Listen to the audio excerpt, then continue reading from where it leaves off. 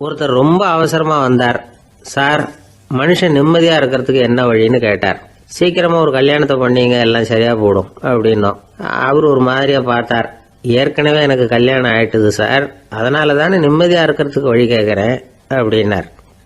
சரி, இவர் ஒரு மாதிரியான கேஸ் அப்படின்னு நினைச்சுக்கிட்டு நம்மகிட்ட இருந்த ஒரு சின்ன புத்தகத்தை அவர்கிட்ட தூக்கி கொடுத்தோம். இதை படிச்சு பாருங்கன்னு. கல்யாணத்துக்கு பிறகும் சந்தோஷமா இருக்கிறதுக்கு என்ன வழி அப்படிங்கிற கேள்விக்கு அந்த புத்தகத்துல விளக்கம் இருந்தது. கணவன் மனைவிக்குள்ள சிக்கல் வராம இருக்கிறதுக்கு அதுல சில வழிகளை சொல்லி கொடுத்துருக்குறாங்க. அதெல்லாம் என்னென்ன அப்படிங்கறத இப்ப பார்க்கலாமா? குடும்பம்னு இருந்தா கோபம் வரதான் செய்யும். அது வந்துட்டு போகட்டும், பரவாயில்ல. ஆனா அந்த கோபம் ஒரே நேரத்துல ரெண்டு பேருக்கும் வந்துடாம பாத்துக்கணும். ஒரு சமயத்துல யாராவது ஒருத்தர் தான் கோபப்படணும், அடுத்தவங்க அமைதியா இருக்கணும். அதுக்கப்புறம் இவர் அமைதியான உடனே அவங்க ஆரம்பிச்சுக்கலாம். கோபமா ஏதாவது சொன்னா உடனே கோபமா பதில் சொல்லக்கூடாது. கொஞ்சம் பொறுத்து கோபம் தீர்ந்த உடனே அந்த பதில சொல்லலாம். அப்போ பதில் கோபமா இருந்தா கூட அது அவ்வளவு பெருசா தெரியாது. அற்ப விஷயத்துக்கெல்லாம் காய்ச்சி மூச்சுன்னு கத்திட்டு இருக்கக்கூடாது. உங்க ரெண்டு பேருக்குள்ள ஒரு தர்க்கம் ஆரம்பமாயிட்டுதுன்னு வச்சுக்கோங்க. கடுமையா ரெண்டு பேரும் விவாதம் பண்றீங்க. உங்களில் ஒருத்தர் இதுல ஜெயிக்கணும்னா அது நீங்களா இருக்க வேணாம், அடுத்தவங்க ஜெயிக்கிறதுக்கு நீங்க துணையா இருங்களேன். அப்படின்னா நீங்க கொஞ்சம் விட்டு கொடுக்கணும், அவ்வளவுதான். ஏதாவது குத்தம் சொல்லணுமா, செஞ்ச தப்ப சுட்டி காட்டணுமா, விமர்சனம் பண்ணணுமா, பண்ணுங்க, வேணான்னு சொல்லல. ஆனா சொன்னதை அப்படி சொல்றத கொஞ்சம் அன்பா இதமா சொல்லுங்க. எப்போ நடந்த தவறுகளை எல்லாம் இப்போ போய் மறுபடியும் ஞாபகப்படுத்திட்டு இருக்க வேண்டாம். நான் அப்பவே சொன்னேன் இந்த புடவை வேணாம்னு, நீங்க தான் கேட்கல, இப்போ பாருங்க கிழிஞ்சு போச்சு இப்படின்னு கத்துனாங்க ஒரு அம்மா. எப்போ சொன்னீங்கன்னு கேட்டா ஒரு 10 வருஷத்துக்கு முன்னாடி தீபாவளி சமயத்துல அப்படிங்கிறாங்க. அது என்ன இன்னும் அப்படியே புதுசாகவே இருக்கும்? உங்களுக்கு அவர் தான் பெருசு, அவருக்கு நீங்க தான் பெருசு. அதை விட இந்த உலகத்துல வேற எதுவும் முக்கியம் இல்லைன்னு நினைக்கணும். நீ தான் என்னுடைய உலகம்னு எத்தனை தடவை சொல்லியிருப்பீங்க? அதெல்லாம் வெறும் வசனமா போயிடக்கூடாது. ஏதாவது ஒரு பிரச்சனையை பத்தி கடுமையா விவாதம் பண்ணிட்டு இருக்கீங்க, அதை அப்படியே பாதியில விட்டுட்டு படுக்கைக்கு போயிடக்கூடாது. சொச்சத்தை நாளைக்கு பேசிக்கலாம்னு. அப்படி போனா தூக்கம் வராது. பிரச்சனையை ஒரு முடிவு பண்ணிக்கிட்டு அதுக்கப்புறமா தூங்க போகணும். ஒரு நாள்ல ஒரு தடவையாவது உங்க ஜோடியை பாராட்டி நல்ல விதமா கனிவா ஒரு வார்த்தை சொல்லணும் அப்படின்னு தீர்மானம் பண்ணீங்க. ஏதாவது தப்பு பண்ணிவிட்டீங்கன்னா பரவாயில்ல, அதை ஒத்துக்கிறதுக்கும் மன்னிப்பு கேட்கறதுக்கும் தயாரா இருக்கணும். அது ஒன்றும் கேவலம் கிடையாது. வீட்டுக்குள்ள தானே கேட்க போறீங்க, வெளியில யாருக்கு தெரிய போதும்? எப்படியோ உங்களுக்குள்ள ஒரு சமரசம் ஆனா சரிதான். ஒரு தகராறுன்னு எடுத்துக்கிட்டா குறைஞ்சபட்சம் அதுக்கு 2 பேர் தேவை. தனியாவே உட்காந்துக்கிட்டு நான் இப்ப தகராறு பண்ணிட்டு இருக்கிறேன் அப்படின்னு யாரும் சொல்ல முடியாது. 2 பேர் தகராறு பண்றாங்கன்னா பொதுவா அந்த 2 பேர்ல யாரு அதிகமா பேசுறாங்களோ அவங்க பேர்ல தான் தப்பு இருக்கும். அதை மனசுல வச்சுக்கணும். இதெல்லாம் தான் அந்த புத்தகத்துல போட்டிருக்கிற வழிமுறைகள். இவ்வளவும் சரியா வரலன்னா அப்புறமா சொல்லுங்க, வேற புத்தகம் ஏதாவது இருக்கான்னு தேடுவோம். ஒரு கணவன் தன்னுடைய மனைவியை அழைச்சிட்டு ஒரு மனோதத்துவ டாக்டர் கிட்ட வந்தாரா. டாக்டர், எங்களுக்கு கல்யாணம் ஆகி 30 வருஷ காலமா நாங்க ஒரு விஷயத்துல கூட ஒத்து போனதில்லை அப்படின்னு ஆரம்பிச்சார். உடனே அந்த அம்மா குறுக்கிட்டு, அது 30 வருஷம் இல்ல 32 வருஷம் அப்படின்னாங்களாம்.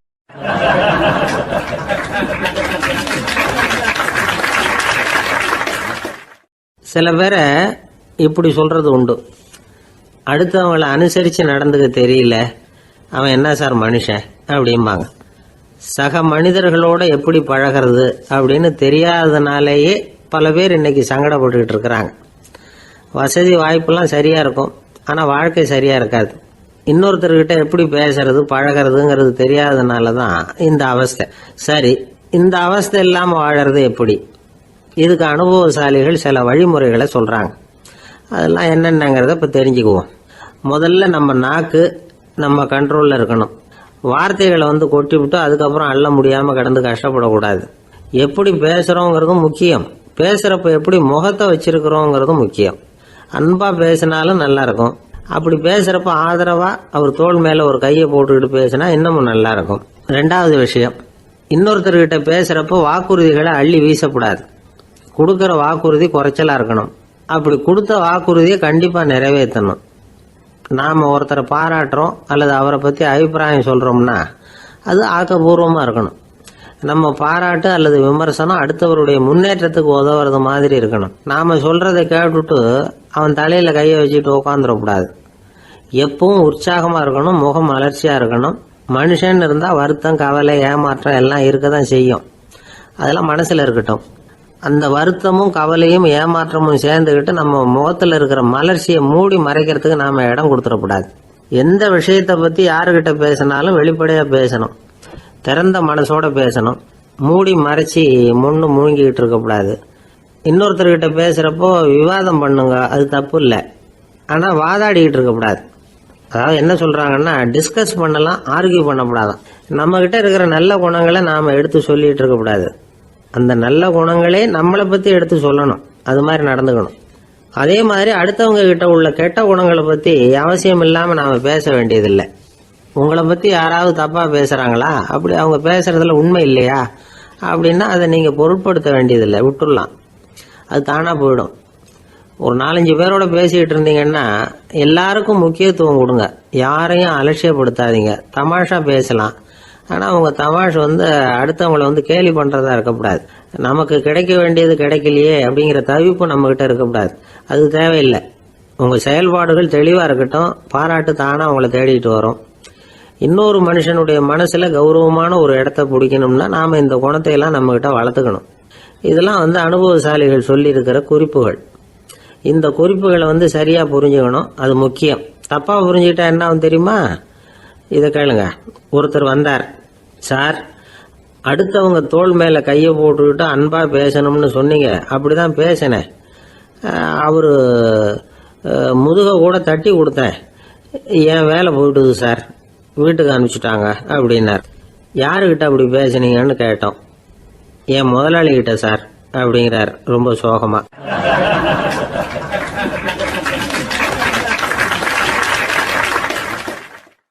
இந்த உலகமே ஒரு நாடக மேடை, நாம் எல்லாரும் நடிகர்கள். இது ஞானிகள் சொல்றது. இது ஒரு பக்கம் இருக்கட்டும். இந்த உலகத்துக்குள்ள எத்தனையோ நாடக மேடைகள், எத்தனையோ நடிகர்கள், எத்தனையோ நாடகங்கள், இதெல்லாம் எப்படி ஆரம்பமாச்சு, அதுதான் இன்னைக்கு தகவல். அதாவது ஆதி மனிதன் பேச ஆரம்பிக்கிறதுக்கு முன்னாடி சைகையாலேயே எல்லாத்தையும் சொல்லிக்கிட்டு இருந்தான். அதனால் அப்போவே நடிப்பு ஆரம்பமாயிட்டுது. முதல்ல ஒரு வேட்டையைத்தான் அவன் நடித்து காட்டியிருப்பான். இவன் எப்படி போனான், எதிரில் மிருகம் எப்படி வந்தது, அதோட எப்படி சண்டை போட்டான், எப்படி அடித்து கொண்டுகிட்டு வந்தான், இதை அப்படியே மற்றவங்களுக்கு நடித்து காட்டியிருப்பான். ஏன்னா மொழி கிடையாது. இந்த காலத்துல எல்லாம் நாடகங்களில் நடிக்கிறவங்கள நடிகர்கள்ங்கிறோம். ஒரு காலத்தில் இவங்களுக்கு என்ன பேர் தெரியுமா? திஸ்பியர்கள் அப்படின்னு பேராம். இதுக்கு காரணம் உண்டு. அதாவது 2000 வருஷத்துக்கு முன்னாடி கிரீஸ் நாட்டில் திசிபியஸ் அப்படின்னு ஒரு ஆள் இருந்தான். அவன் ஒரு பெரிய நாடக கலைஞன். அவன் சில இளைஞர்களை சேர்த்துக்கிட்டான், பயிற்சி கொடுத்தான், நாடக குழுவை உருவாக்கினான். நடிகர்களையும் நாடகத்துக்கு தேவையான பொருள்களையும் ஏற்றிக்கிட்டு போகிறதுக்கு ஒரு வண்டியையும் தயார் பண்ணான். அந்த வண்டியிலேயே அவன் கிரேக்க நாடு பூராவும் சுற்றினான். ஊர் ஊராக நாடகம் போட்டான். ஒரு ஊருக்கு போனதும் அங்கே நாடகம் நடத்த தியேட்டர் இருக்கா அப்படிங்கலாம் பார்க்கறது இல்லை அவன். ஏன்னா அப்போலாம் தியேட்டர்னா என்னென்ன தெரியாது. நாடகம்னா அது ஒரு மூடிய கொட்டைக்குள்ளே தான் நடத்தணுங்கிறது அப்போ யாருக்குமே தோணலை. இந்த வண்டி போகும், அதுவே ஒரு பகுதி அப்படியே ஒரு மேடை மாதிரி விரிச்சிக்கும். அதில் ஏறி நின்றுக்கிட்டு நாடகத்தை நடித்து காட்டுவாங்களாம். மக்கள்லாம் எதிரில் தரையில் உட்காந்து அதை பார்த்துக்கிட்டு இருக்கிறது. உலகத்தின் முதல் நடமாடும் தியேட்டர் இதுதானா. இந்த திசிபியஸ் தான் முதலாக உலகத்தில் நாடகம்ங்கிற பொழுதுபோக்கை நடத்தி காட்டினவன் அப்படின்னு சொல்கிறாங்க. அவன் சொந்தமாக நாடகம் எழுதுனா, நடித்தான், நாடகத்தை இயக்கினான். அதனால தான் அவனை first man of the theatre அப்படின்னு சொல்லுவாங்க. அவன் தான் நாடக மேடையின் முன்னோடி. கிரேக்கர் காலத்திலேயே நாடக ஆசிரியர்கள், நடிகர்கள், ரசிகர்கள் இவங்கெல்லாம் உருவாயிட்டாங்களாம். நாடகத்தின் சரித்திரத்தில் இந்த 3 பிரிவும் ரொம்ப முக்கியம். அதாவது கிரேக்க தியேட்டர்கள்லாம் திறந்த வெளி மேடைகள் தான். பெரும்பாலும் மலைச்சரிவுகள், அதுவே படிப்படியாக பண்ணியிருப்பாங்க. கீழே அரைவட்ட வடிவில் மேடை, அதுக்கு ஆர்கெஸ்ட்ரான்னு பேர். பிற்காலத்தில் இதில் உட்காந்து இசைக்குழுவினர் வாய்ச்சதுனால இசைக்குழுவுக்கே ஆர்கெஸ்ட்ராங்கிற பேர் வந்துட்டுது. இப்போ கிரேக்க தியேட்டர்களில் ஒன்று, அதோட காலம் கிமு 340. அதை இன்னமும் பாதுகாத்து வச்சிருக்கிறாங்களாம். எபிடாரஸ் அப்படிங்கிற இடத்துல அது இருக்குதான். இன்னமும் அந்த தியேட்டரை பயன்படுத்திக்கிட்டு வர்றாங்களாம். சிறந்த கிரேக்க நாடகங்கள்லாம் அங்கே நடிக்கிறாங்களாம். ஆரம்ப காலத்திலேயே கட்டணம் கிடையாது. அப்புறம் பின்னாடி தான் நுழைவு கட்டணம்லாம் அப்படியே வந்துட்டு தான். நடிகர்கள் பளபளப்பான ஆடைகள் உடுத்தியிருப்பாங்களாம். இந்த குதிகால் உயர்ந்த காலணிகள் போட்டிருப்பாங்களாம். இதெல்லாம் பழைய குறிப்புகள். பலவிதமான உருவங்களில் மாஸ்க் அப்படின்னு சொல்லப்படுற முகமூடி. அதனால் ஒரே நடிகர் பல வேடங்களில் நடிக்கிறது உண்டான். ஆரம்பத்தில் பெண் நடிகர்கள் கிடையாது, எல்லாம் ஆண் நடிகர்கள் தான். ரோமானியர்கள் தான் முதல் நிரந்தர நாடக மேடையை கட்டினவங்க. அதுதான் முதல் தியேட்டர். கிமு 1048 காலகட்டத்தில் பாம்பிங்கிற நகரத்தில் அதை கட்டியிருக்கிறாங்களாம். கிரேக்க ரோமானிய தியேட்டர்களின் அடிப்படையிலேயே இந்த இத்தாலிய வடிவ அமைப்பாளர்கள் இந்த குதிரை லாட வடிவில் ஒரு ஆடிட்டோரியத்தை உருவாக்கினாங்களாம். இப்படி அதை பற்றி நிறைய தகவல் இருக்குது. 1576 லண்டனில் இந்த வின்ஸ்பர்ரி, அப்புறம் இந்த பில்ட்ஸில், அப்புறம் ஜேம்ஸ் இப்படிங்கிற ஒரு முயற்சியால் தான் இங்கிலாந்தில் முதல் தியேட்டர் உருவாச்சான். அப்படி ஒருத்தர் இருந்தாராம். உலக நாடக மேடையின் வரலாறு இதுதான். அதாவது இப்பெல்லாம் அறிவியல் வளர்ச்சி அதிகமாயிட்டுது, திரைப்படம் தொலைக்காட்சி எல்லாம் வந்தாச்சு. ஒவ்வொரு வீடுமே ஒரு குட்டி தியேட்டர் மாதிரி ஆயிட்டுது. தொலைக்காட்சி முன்னாடி உட்காந்து எழுந்திருக்கவே மனசு வர்றதில்லை. ஒரு அம்மா ஒரு மனோதத்துவ டாக்டரை தேடிட்டு வந்தாங்களாம் இந்த காலத்தில். டாக்டர், எங்கள் வீட்டுக்காரர் எப்போ பார்த்தாலும் டிவி முன்னாடி உட்காந்துக்கிட்டு அதையே வெறிச்சு பார்த்துக்கிட்டு இருக்கிறார், உத்து பார்த்துக்கிட்டு இருக்கார், எனக்கு சந்தேகமாக இருக்குன்னாங்களாம். இது மனக்கோளாறு இல்லைங்க, ஆர்வக்கோளாறு, அவ்வளவுதான், இதுக்காக பயப்படாதீங்கன்னாராம் டாக்டர். அப்படி இல்லை டாக்டர், டிவி ஓடும் பொழுது நாம எல்லாம் அதை பார்க்குறோம் சரி, ஆனால் அவர் அப்படி இல்லை, டிவியை நிறுத்தினதுக்கு அப்புறமும் அதையே உத்து பார்த்துட்டு உட்காந்துருக்கிறார், அதனால தான் சந்தேகப்பட்டு உங்ககிட்ட வந்தேன் அப்படின்னாங்களாம்.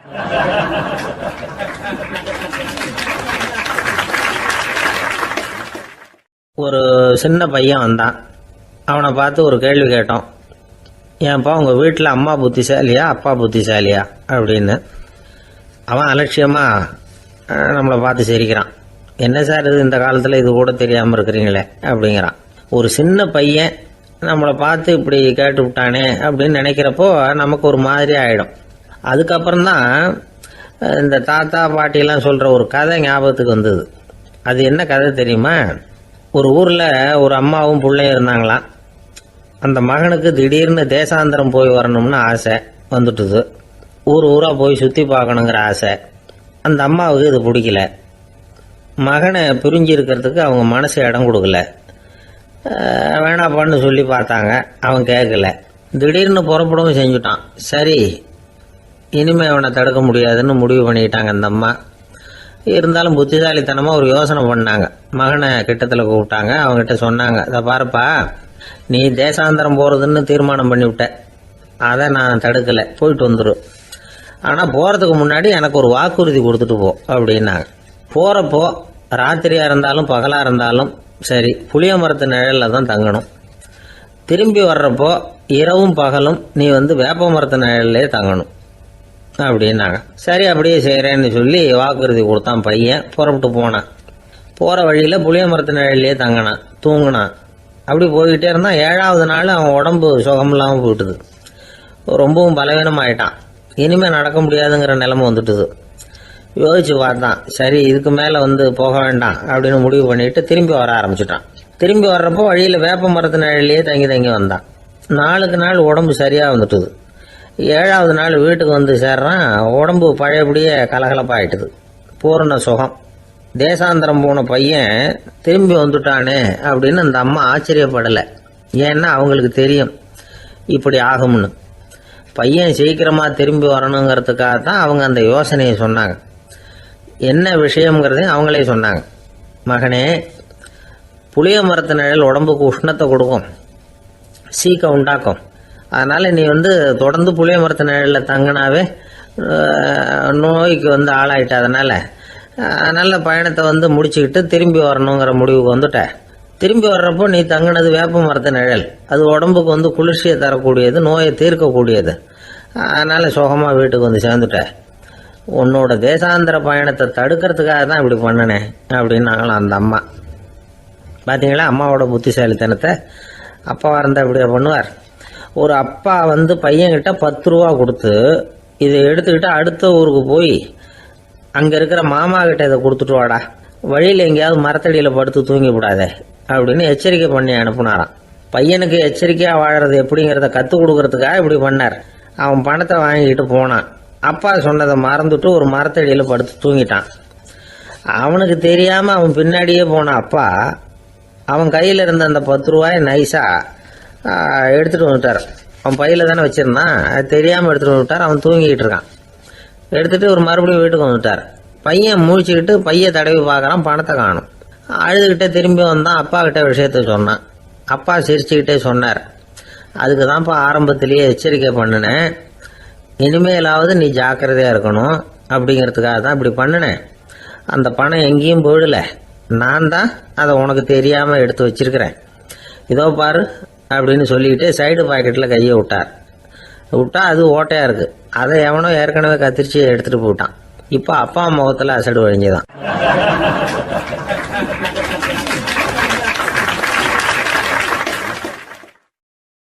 ஒரு அரசனும் அமைச்சரும் ஒரு நாள் ரொம்ப சாவகாசமாக பேசிக்கிட்டு இருந்தாங்களாம். அரசன் அமைச்சரை பார்த்து ஒரு கேள்வி கேட்டிருக்கார். ஏங்க அமைச்சரே, ஆசை இல்லாத ஒரு மனுஷனால இருக்க முடியுமா அப்படின்னு. ஏன் முடியாது, துறவி அப்படிங்கிறவங்கெல்லாம் அப்படிப்பட்டவங்க தானே அப்படின்னாராம் அமைச்சர்.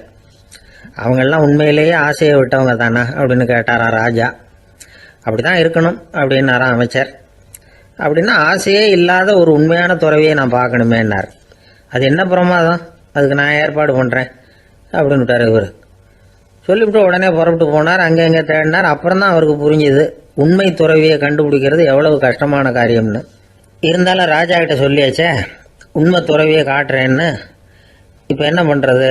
ராஜா கிட்ட சொன்னபடி நடக்கலைன்னா அவருக்கு கோபம் வந்துடும். அமைச்சர் ஒரு யோசனை பண்ணார். அவருக்கு ஒரு வழி தெரிஞ்சுது. அதுதான் சரின்னு முடிவு பண்ணார். அதாவது அந்த ஊரில் அவருக்கு தெரிஞ்ச நாடக நடிகர் ஒருத்தர் இருக்கிறார், நல்லா நடிப்பார்.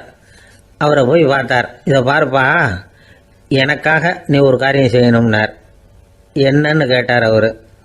நீ ஒரு துறவி மாதிரி கொஞ்ச நேரத்துக்கு நடிக்கணும். ராஜா உன்னை பார்த்துட்டு போகிற வரைக்கும் நடி, அது போதும். அதுக்காக உனக்கு 10,000 ரூபா தரேன் அப்படின்னார்.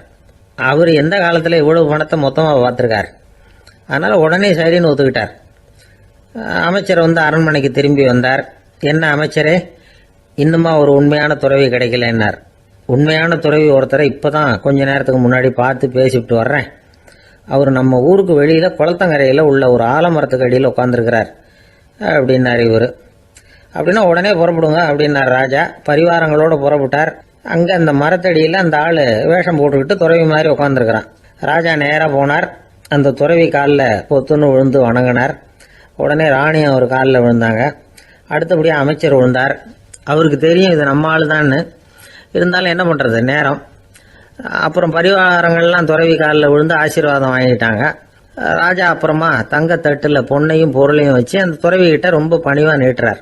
தாங்கள் தயவு பண்ணி இதை ஏற்றுக்கணும் அப்படின்னு வேண்டிக்கிட்டார். அந்த துறவி பற்றில்லாமல் அதை பார்த்தார். எல்லாத்தையும் திறந்துவிட்ட எனக்கு இதெல்லாம் எதுக்காக அப்படின்னு சொல்லி அதை மறுத்துட்டாராம்.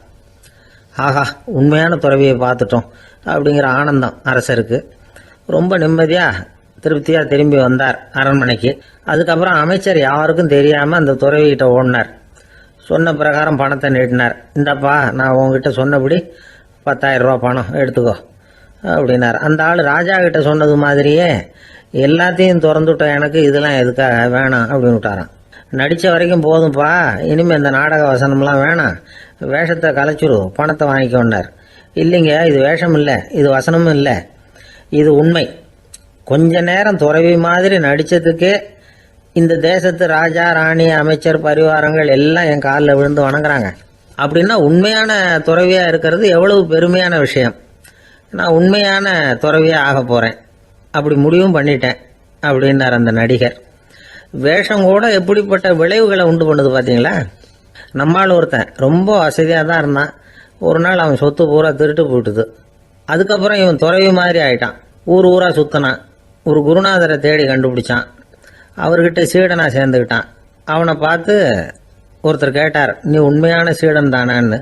இல்லைங்க, சீடன் மாதிரி நடிச்சுக்கிட்டு இருக்கிறேன் அப்படின்னா. அது குரு துரோகம் இல்லையா அப்படின்னு கேட்டார் அவர். இல்லைங்க, நான் பண்ணது குரு துரோகம் இல்லை, என் குரு பண்ணது தான் துரோகம். என்னுடைய பணத்தை கொள்ளையடிச்சது இவர் தான்.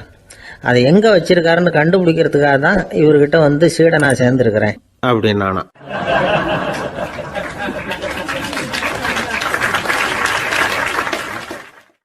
ஒரு ஆள் இருந்தான், நிறைய பணம் சம்பாதிச்சான். ஆனால் செலவு பண்ண மனசு வரல, கருமி. அவன் என்ன பண்ணா, சேர்த்த பணம் பூராவையும் ஒரு மரத்தடியில் புதைச்சி வச்சிருந்தான். வாரத்துக்கு ஒரு தடவை அந்த மரத்தடிக்கு வருவான். புதைச்ச இடத்த ஆவலோடு பார்த்துக்கிட்டு இருப்பான். அதுக்கப்புறம் போயிடுவான். அவ்வளவுதான். ஒரு நாள் ஒரு திருடன் வந்தான். இவன் புதைச்சி வச்சிருந்ததெல்லாம் எடுத்துட்டு போட்டான். இது தெரிஞ்சு போச்சு. அந்த கருமி புலம்ப ஆரம்பிச்சிட்டான். இவன் புலம்பலை கேட்டதும் அக்கம் பக்கத்தில் இருந்தவங்கெல்லாம் ஓடி வந்தாங்க. என்ன விஷயம்னு விசாரிச்சாங்க. இவன் சொன்னான். ஒரு பெரியவர் கேட்டார், ஏன்பா வாரம் வந்து இந்த இடத்த பார்க்கறதாக சொன்னியே, எப்போவாவது இதில் இருக்கிற பணத்தை எடுத்து செலவு பண்ணியிருக்கியா அப்படின்னு கேட்டார். நான் அப்பப்போ வந்து அதை பார்க்கறது தான் வழக்கம், அதை தொட்டதே இல்லைன்னு அவன். சரி அப்படின்னா இப்போவும் நீ அதே மாதிரி வாரம் ஒரு தடவை வந்து இந்த இடத்த பார்த்துட்டு போகலாமே அப்படின்னாராம் அந்த பெரியவர். அதுவும் சரிதானே, எவ்வளவு காலமானாலும் அவன் அந்த பணத்தை எடுத்து செலவு பண்ண போறதில்ல. அப்படி இருக்கிறப்ப உள்ளே பணம் இருந்தாலும் ஒன்று தான், இல்லாமல் போனாலும் ஒன்று தான். இதிலிருந்து என்ன புரியுதுன்னா, ஒருத்தர்கிட்ட இருக்கிற பணத்தை கொண்டு அவர் பணக்காரரா ஏழையா அப்படின்னு முடிவு செய்கிறது சரியில்லை. அந்த செல்வத்தை அனுபவிக்கிற திறன், பயன்படுத்துகிற திறன், அதை வச்சு தான் அவர் ஏழையா பணக்காரரா அப்படிங்கிறத நிர்ணயம் பண்ணணும். அதுதான் சரி. செலவு பண்ண தெரியாதவன் சேகரம் பண்ணிகிட்டே இருக்கிறதுனால என்ன பிரயோஜனம்? தலைமுடியே இல்லாதவன் தாராளமாக சீப்புகளை வாங்கி சேகரம் பண்ணுறது மாதிரி தானே இது. சில சமயம் செலவு பண்ண நாம் தயாராக இருந்தால் கூட அந்த செல்வம் நமக்கு பயன்படுறதில்ல. அரேபியாவில் ஒரு நகை வியாபாரி விலை உயர்ந்த முத்துக்களை எல்லாம் அவர் வச்சு வியாபாரம் பண்ணிகிட்டு இருந்தார். அவர் ஒரு சமயம் ஒரு பாலைவனம் வழியாக போயிட்டு இருக்கிறார் ஒட்டகத்தில். அப்போ திடீர்னு கடுமையான புயல் வீச ஆரம்பிச்சுட்டுது. திசை தவறி இவர் எங்கேயோ வந்துட்டார். கூட வந்தவங்களையும் காணலை, எங்கே போனாங்களும் தெரியல. இவர் ரொம்ப பயந்து போய் அங்கேயும் எங்கேயுமா அலைஞ்சு தெரிகிறார். வழியே தெரியல. பசி கடுமையாயிட்டுது. ஒட்டகத்து முதுகில் ஒரு மூட்டை இருந்தது. அதை பிரித்து பார்த்தார். உள்ளே ஏதாவது இருக்கான்னு தேடி பார்க்குறார். அது வரைக்கும் கண்ணில் தட்டுப்படாத அபூர்வமான ஒரு பை கண்ணில் பட்டுது. ஆஹா, அதில் ஏதாவது சாப்பிட்றதுக்கு இருக்கும் அப்படின்னு நினச்சி ஆவலாக அதை பிரித்து பார்க்குறார். அந்த பையில் விலை உயர்ந்த முத்துக்கள் நிறைய இருந்துதான். அப்போ தான் அவர் நினச்சாராம், விலை உயர்ந்த முத்துக்கள் கூட சாப்பிட்றதுக்கு உணவாக முடியாது அப்படிங்கிறத புரிஞ்சுக்கிட்டாராம். எந்த நேரத்தில் எது நமக்கு தேவையோ அது நமக்கு தாராளமாக கிடைக்கணும். அப்படி அது கிடைக்கிறதுக்கு நம்மக்கிட்ட இருக்கிற செல்வம் பயன்படணும். அது நமக்கும் பயன்படலாம், நம்ம மூலமாக அடுத்தவங்களுக்கும் பயன்படலாம். அதுதான் செல்வத்தின் பயன். ஒரு மரத்தடியில் ஒருத்தன் உட்காந்து அழுதுகிட்டு இருந்தான். அந்த பக்கமாக வந்த இன்னொருத்தன் ஏப்பா அழுதுகிட்டு இருக்கிறேன்னு கேட்டான். இந்த இடத்துல தான் பூமிக்கு அடியில் பணம் இருக்குது, புதைச்ச இடம் தெரியல, அதான் அழறேன் அப்படின்னா. நல்லா ஞாபகப்படுத்தி பாரு, எந்த இடத்துல புதைச்ச அப்படின்னு கேட்டான் இவன். அது எப்படி எனக்கு தெரியும், புதைச்சி வச்சிருக்கிறவன் நான் இல்லையே, எங்க எதிர்த்து வீட்டுக்காரன் அப்படின்னானா இவன்.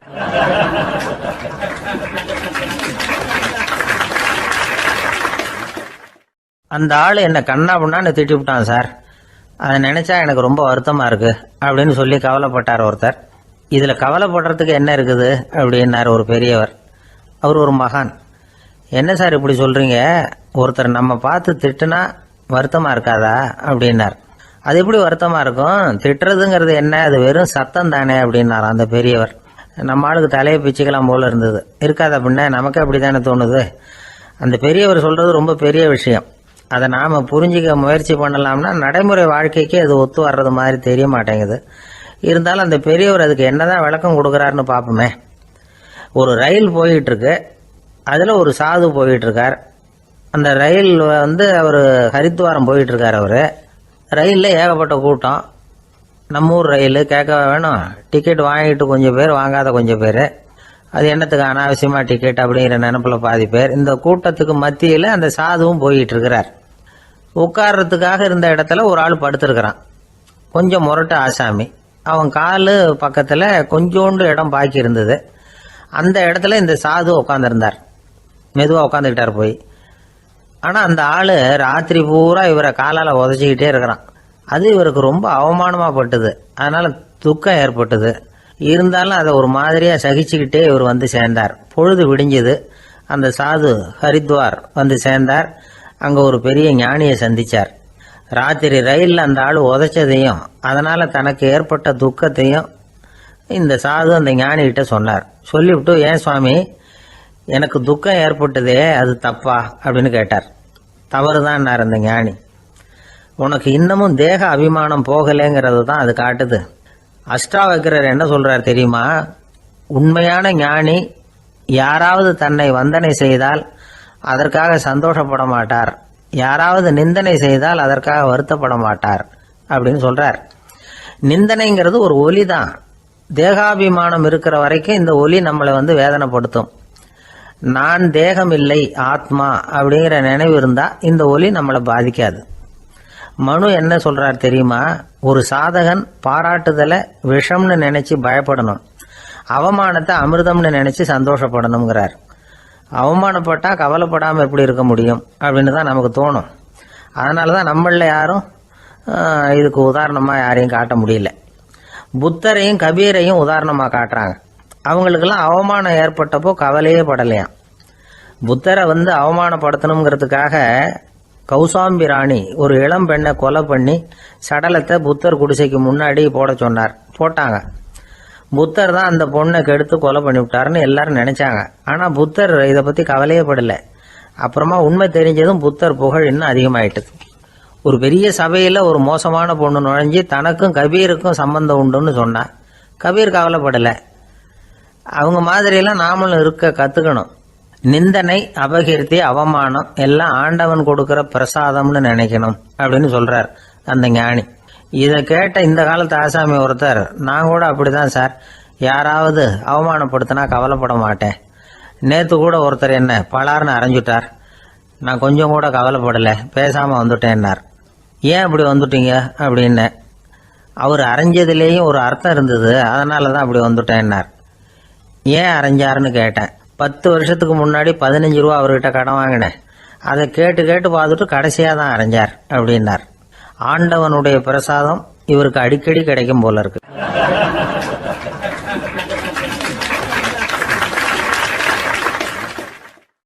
ஒரு பல்கலைக்கழகம், அங்க ஒரு இலக்கிய பேராசிரியர், அவர் பாடம் நடத்திக்கிட்டு இருந்தார். ராபர்ட் பிரவுனிங் எழுதிய கவிதைகளை பத்தி சொல்லிட்டு இருக்கிறார். மாணவர்களும் ரொம்ப அக்கறையா அதை கேட்டுக்கிட்டு இருக்கிறாங்க. ஒரு குறிப்பிட்ட கவிதையை பத்தி சொல்லும் பொழுது அந்த பேராசிரியருக்கே ஒரு சந்தேகம். அதாவது அந்த கவிதையின் சரியான அர்த்தம் என்னங்கிறதுல சந்தேகம். பேராசிரியர் யோசனை பண்ணார். அந்த கவிதையை முழுசா புரிஞ்சுக்க முடியல. அதனால மாணவர்களை பார்த்து சொன்னார், மாணவர்களே, ஒரு நாள் பொறுத்துங்க, இந்த கவிதையை எழுதின கவிஞர் எங்க வீட்டுக்கு பக்கத்துல தான் இருக்கிறாரு. இன்னைக்கு சாயந்தரம் நான் அவரை நேரிலேயே போய் பார்க்கறேன், பார்த்து இதுக்கு என்னங்க அர்த்தம்னு கேட்டுட்டு வந்துடுறேன், அதுக்கப்புறம் உங்ககிட்ட சொல்றேன் அப்படின்னாராம்.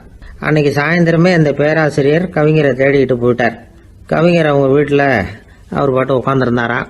இவர் போய் அவர் முன்னாடி உட்காந்தார். அப்புறம் கேட்டார், ஐயா, அந்த கவிதையின் முழு பொருள் என்னன்னு தெரிஞ்சுட்டு போறதுக்காக வந்திருக்கிறேன் அப்படின்னாராம். எந்த கவிதை அப்படின்னாராம் அவரு. இவர் அந்த கவிதையை சொல்லியிருக்கார். கவிஞர் கொஞ்சம் யோசனை பண்ணிவிட்டு அப்புறம் சொன்னாராம், பேராசிரியரே, நீங்க கொஞ்சம் தாமதமா வந்துட்டீங்கன்னாராம். இவருக்கு ஒன்றும் புரியல. நீங்க என்ன சொல்றீங்க? நான் தாமதமா வந்துட்டேனா? நீங்க தான் உயிரோட இருக்கிறீங்களே, அப்படி இருக்கும்பொழுது நான் தாமதமா வந்துட்டேன்னா அது எப்படி அப்படின்னு இவர் குழம்பி இருக்கிறார். இப்ப கவிஞர் சொன்னாராம், ஐயா, நான் உயிரோட இருக்கிறேனா இல்லையாங்கிறது முக்கியம் இல்லை. நான் அந்த கவிதை வரிகளை எழுதினப்போ 2 பேருக்கு அதோட அர்த்தம் தெரிஞ்சிருந்தது. இப்போ ஒரே ஒருத்தருக்கு தான் அதோட அர்த்தம் தெரியும் அப்படின்னாராம். பேராசிரியர் யோசனை பண்ணியிருக்கார். அப்படின்னா அந்த ஒருத்தர் கவிஞர் ராபர்ட் பிரவுனிங்கை தவிர வேற யாரா இருக்க முடியும்? இவர் தான் அப்படிங்கிறத அவர் மனசுல நினைச்சுக்கிட்டார். அதனால சொன்னார், ஐயா, நான் தாமதமா வரல, அந்த கவிதையின் பொருள் என்ன அது சொல்லுங்கன்னார். பேராசிரியரே, நான் சொல்றது உங்களுக்கு புரியலன்னு நினைக்கிறேன். நான் இந்த வரிகளை எழுதினப்போ 2 பேருக்கு அதோட அர்த்தம் தெரிஞ்சிருந்தது. அந்த 2 பேர் யாருன்னா, ஒருத்தர் ராபர்ட் பிரவுனிங், அதாவது நான், இன்னொருத்தர் கடவுள். இப்போ அது கடவுளுக்கு மட்டும்தான் தெரியும். நானே இதை பத்தி பல தடவை யோசனை பண்ணி பார்த்தேன். இது ரொம்ப அழகானது, ஆனாலும் ரொம்ப வழுக்கலானது. அதை பிடிச்சிட்டோம்னு நினைச்சிட்டு இருக்கும் பொழுதே காத்து மாதிரி அது உங்ககிட்ட இருந்து ஓடி போயிடுது. எனக்கு ரொம்ப வருத்தமா தான் இருக்குது. நிச்சயமா நான் தான் இந்த வரிகளை எழுதியிருக்கிறேன். அதுல அர்த்தம் இருக்குங்கிறது எனக்கு தெரியும், அதை நான் உணர்றேன். ஆனா நீங்க என்ன மன்னிக்கணும், எனக்கே கூட அதை என்னால விளக்க முடியல. அப்படி இருக்கும் பொழுது உங்களுக்கு எப்படி அதை நான் விளக்க முடியும் அப்படின்னு அந்த கவிஞர். அனுபவிக்கப்படக்கூடிய எல்லாமே விளக்கப்படக்கூடிய ஒன்றல்ல, விளக்கப்படும் எல்லாமே அனுபவிக்கப்படக்கூடிய ஒன்றல்ல அப்படிங்கிறது ஞானிகளுடைய கருத்து. அதுக்காக தான் அந்த சம்பவம். வாழ்க்கையில் நீங்கள் தொடர்ந்து ஆய்வு செய்து கொண்டே இருக்கக்கூடிய விளக்கங்களை ஒருபோதும் அடைய முடியாத பரிமாணங்கள் இருக்கிறதுனால தான் அது அலுப்பு தட்டாமல் இருக்குது. உங்களால் நிறைய அனுபவிக்க முடியும். இருந்தாலும் நீங்கள் அனுபவித்து அறிந்த விஷயங்கள் கூட வார்த்தைகளால் விளக்கப்பட முடிவதில்லை அப்படிங்கிறது பெரியோர் சிந்தனை. இதெல்லாம் ஒரு பக்கம் இருக்கட்டும். நமக்கு தெரிஞ்ச பேராசிரியர் ஒருத்தர் 1 மணி நேரம் ரொம்ப விவரமாக வகுப்பு எடுத்தார். கடைசியாக சொன்னார், மாணவர்களே, ரொம்பவும் எளிமையாக விளக்கமாக எல்லா விவரமும் சொல்லியிருக்கிறேன். அதனால் இதில் உங்களுக்கு சந்தேகம் வர்றதுக்கு வாய்ப்பே இல்லை. இருந்தாலும் கேட்க வேண்டிய கடமை கேட்குறேன். இது வரைக்கும் நடத்தினதில் யாருக்காவது ஏதாவது சந்தேகம் உண்டா அப்படின்னு கேட்டாராம். எனக்கு ஒரே ஒரு சந்தேகம்தான் சார் அப்படின்னு எழுந்திரிச்சு நிற்கிறான் ஒருத்தன். என்னன்னு கேட்டாராம். இது வரைக்கும் நீங்கள் என்ன பாடம் சார் நடத்துனீங்க அப்படின்னானா அவன்.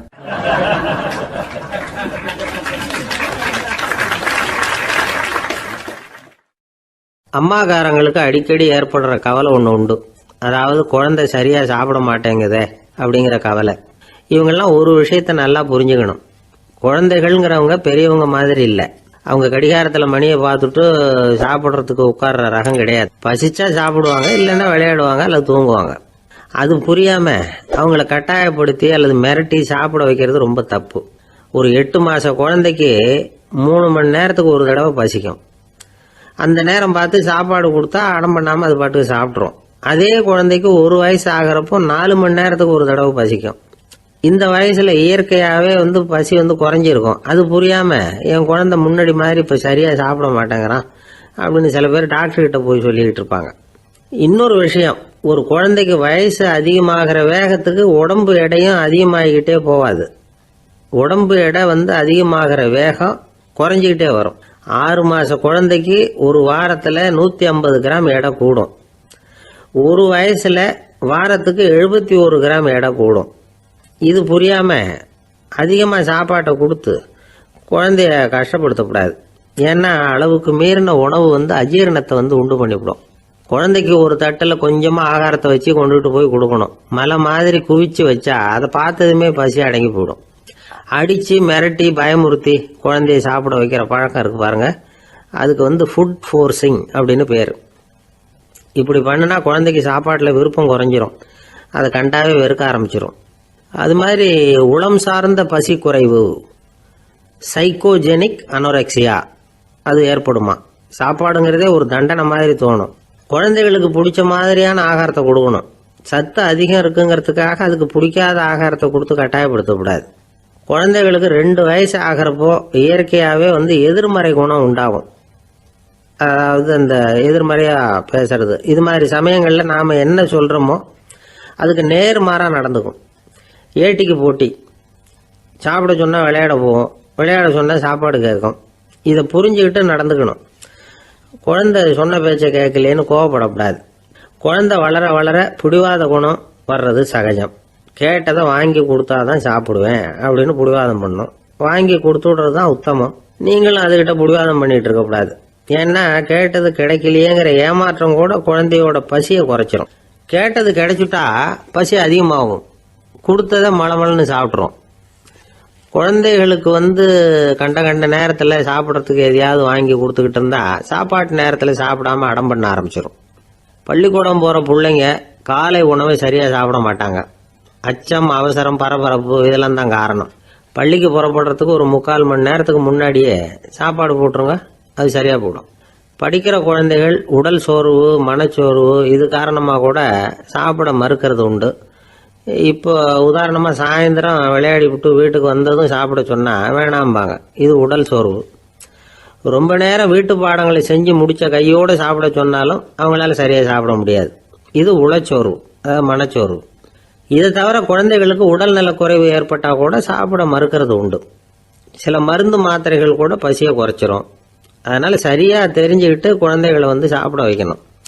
அது புரியாமல் கையில் சாப்பாட்டு தட்டை வச்சுக்கிட்டு குழந்தைகளை விரட்டிக்கிட்டு அலையக்கூடாது. ஒரு சின்ன பையன் சொன்னான், எங்கள் அம்மா சாப்பாடு போடுறது தெரிஞ்சா நான் உடனே வீட்டை விட்டு வெளியில் ஓடி போடுவேன் அப்படின்னா. ஏன் அப்படி பண்ணுறேன்னு கேட்டோம். எங்கள் அப்பா கூட அது மாதிரி தான் சார் பண்ணுவார் அப்படிங்கிறான்.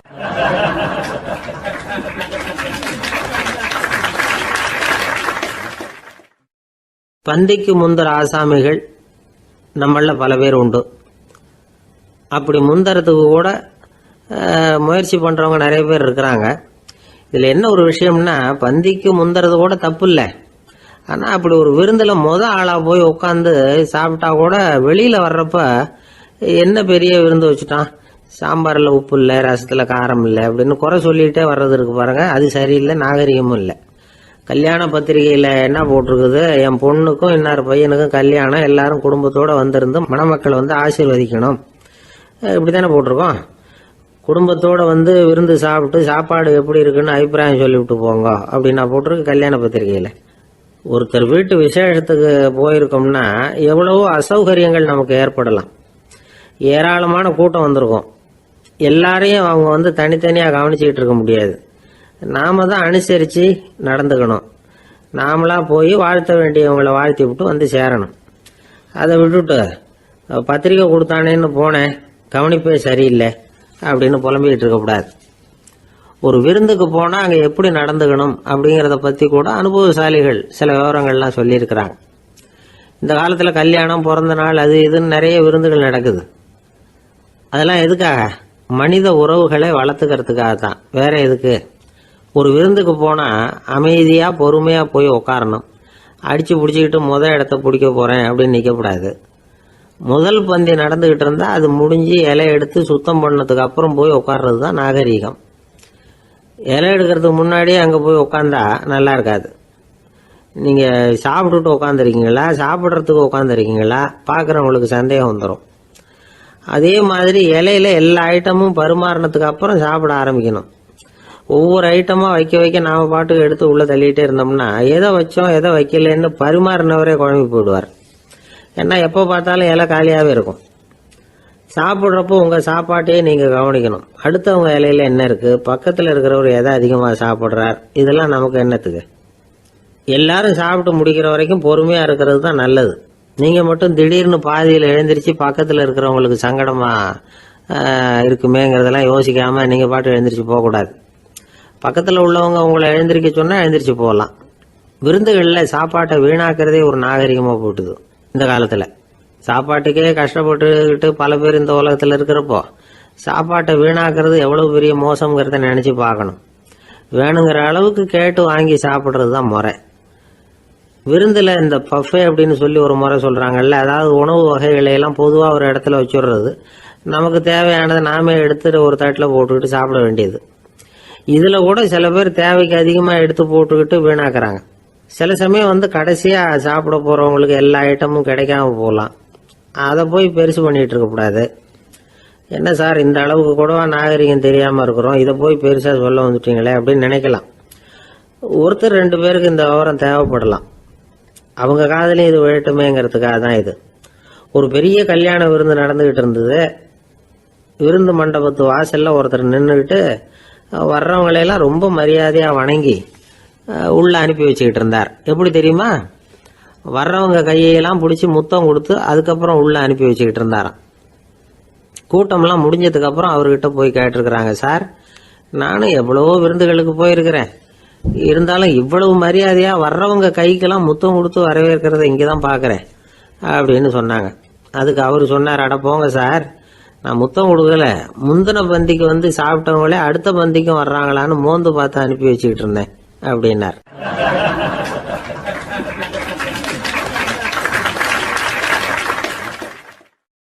ஒரு ஊரில் ஒரு ராஜா இருந்தார். பெரிய அரண்மனையில் தான் இருக்கிறார். எல்லா வசதியும் இருந்தது. இருந்தாலும் அவர் எல்லாரும் சொல்கிறது எப்படி தெரியுமா? பிச்சைக்கார ராஜா. அப்படி ஒரு பேர் அவருக்கு நிலைச்சி போச்சு. ஜனங்களும் சரி மற்ற தேசங்களில் உள்ளவங்களும் சரி அவர் அந்த பேர் சொல்லியே குறிப்பிடுறது வழக்கமாக போட்டுது. இது அவருக்கு ரொம்ப கவலையாக போச்சு. என்ன இது, நம்மளை தேடி வர்றவங்களுக்கெல்லாம் நாம் சோறு போடுறோம், நம்ம புகழ்ந்து பாடல் ஏற்றி கொண்டு வர்ற புலவர்களுக்கெல்லாம் அவங்க எப்படி வந்தாலும் ஒருவேளை சோறு போடணுங்கிறது உத்தரவு. இவ்வளவுலாம் செஞ்சும் நம்மளை போய் பிச்சைக்கார ராஜான்னு எல்லாரும் சொல்கிறாங்களே, அது ஏன், எதுக்காக அப்படி சொல்கிறாங்க?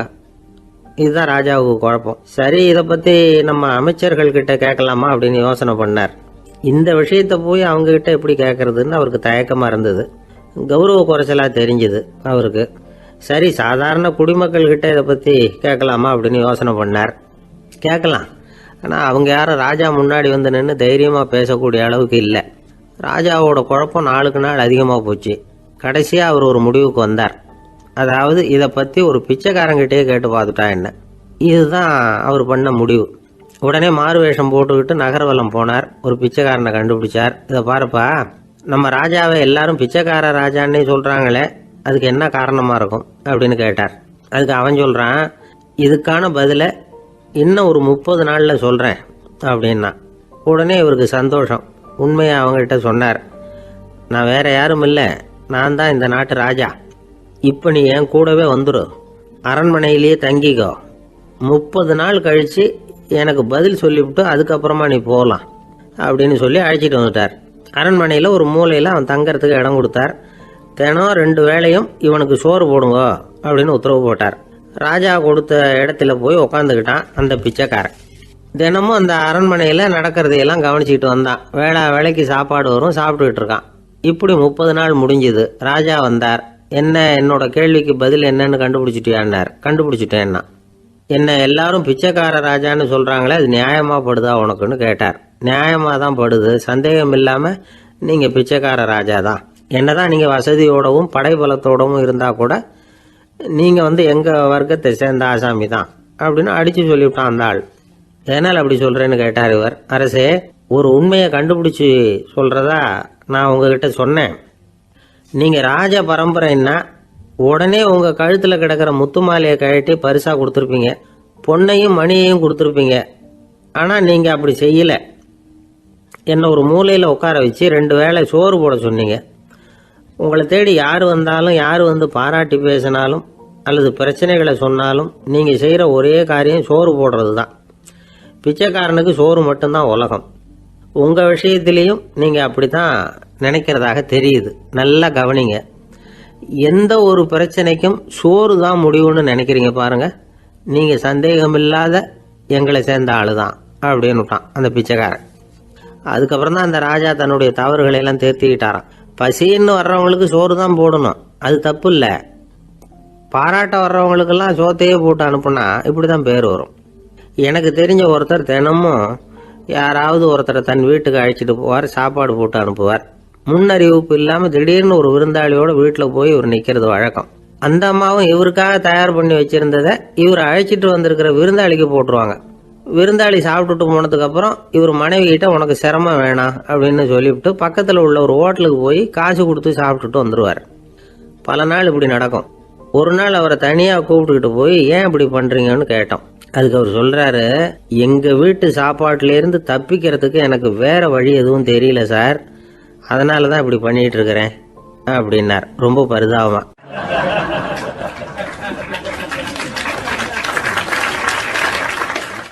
ஒருத்தன் எப்படி நடந்துக்கிறாங்கிறத வச்சு தான் அந்த ஆள் எப்படிங்கிறத நாம் முடிவு பண்ணுறோம். ஆளுமைன்னு சொல்கிறோம்ல, அதுக்கு சூழ்நிலைகளை ஆளுகின்ற தன்மை அப்படின்னு விளக்கம் கொடுக்குறார் ஒரு உளவியல் நிபுணர். சரி, ஒரு மனிதனுடைய ஆளுமையை உருவாக்குகிற விஷயங்கள் என்னென்ன? பிறப்பு, வளர்க்கப்பட்ட விதம், படிப்பு, நண்பர்கள், சமுதாயம், இப்படி நிறைய உண்டு. ஆளுமையின் அடிப்படையில் சில மனநோய்கள் உண்டாகுது. அதெல்லாம் என்னென்னங்கிறத தெரிஞ்சு வச்சுக்கிட்டோம்னா நம்ம கூட இருக்கிறவங்கள அடையாளம் கண்டுபிடிக்கிறதுக்கு அது ரொம்ப உபயோகமாக இருக்கும். ஃப்ரெனாய்டு ஆளுமை அப்படின்னு ஒன்று. இந்த கோளாறு உள்ளவங்க எப்படி இருப்பாங்க தெரியுமா? அதிக உணர்ச்சி, சந்தேகம், பொறாமை இதெல்லாம் அதிகமாக இருக்கும். வளைஞ்சு கொடுக்க மாட்டாங்க. அடுத்தவங்களோட இணக்கமான உறவு இருக்காது. அவங்க செய்கிற தப்புக்கெல்லாம் அடுத்தவங்களை குறை சொல்லிகிட்டு இருப்பாங்க. இது ஒரு ரகம். அடுத்தது ஸ்கிசாய்டு ஆளுமை அப்படின்னு சொல்கிறாங்க. இந்த கோளாறு உள்ளவங்க அடுத்தவங்களோட பழக கூச்சப்படுவாங்க. சின்ன வயசுலேயே இது ஆரம்பமாயிடுது. பகல் கனவுலேயே சஞ்சரிப்பாங்க.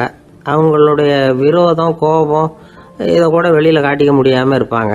இவங்களுக்கு அகமுகம், பிரச்சனைகள்லேருந்து ஒதுங்கி எதுலேயும் ஈடுபாடு இல்லாதவங்களாக இருப்பாங்க. இப்படி ஒரு ரகம். அடுத்தது சைக்ளோதமிக் ஆளுமை அப்படின்னு சொல்கிறாங்க. அது என்னென்னா, உணர்ச்சிகளில் ஏற்றத்தாழ்வு அதிகமாக இருக்குமா. சில சமயம் பார்த்தா மகிழ்ச்சியாக இருப்பாங்க, சில சமயம் சோகமாக உட்காந்துருப்பாங்க. அவங்க மனநிலைக்கு தகுந்த மாதிரி சமூக நிகழ்ச்சிகளில் பங்கெடுத்துக்குவாங்க. இன்னொரு வகை என்னென்னா எண்ணப்பீடிகை ஆளுமை அப்படின்னு பேர் வச்சிருக்கிறாங்க. அதுக்கு இவங்களுக்கெல்லாம் கரெக்டாக இருக்கணும், எல்லாம் சட்டத்திட்டம், இதுலேயும் ஒரு ஒழுங்குமுறை, இப்படி எதிர்பார்க்குற மனோபாவம். இவங்க எதிர்பார்ப்புக்கும் வரன்முறைக்கும் மற்றவங்க கட்டுப்படணும்னு நினைப்பாங்க. இந்த நிலைமை நீடிச்சா என்ன ஆகும் தெரியுமா? அலைக்கழிக்கிற எண்ணங்கள் திரும்ப திரும்ப ஒரே செயலை செய்ய தூண்டுற மன தளர்ச்சிக்கு ஆளாயிடுறாங்க. அடுத்தது ஹிஸ்டீரியா ஆளுமை. சின்ன விஷயத்தையெல்லாம் பெருசுபடுத்தி நாடகமாக்குற நடிகர்கள் இவங்க. உணர்ச்சி அதிகம் உள்ளவங்க. இவங்க மன எழுச்சியில் பக்குவமின்மை, குழந்தைத்தனம், முதிர்ச்சியின்மை எல்லாம் இருக்கும். தன்னலம் மிக்க குணம்.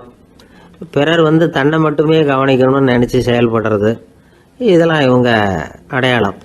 அடுத்த ரகம் எப்படின்னா வளர்ச்சியற்ற ஆளுமைன்னு சொல்கிறாங்க.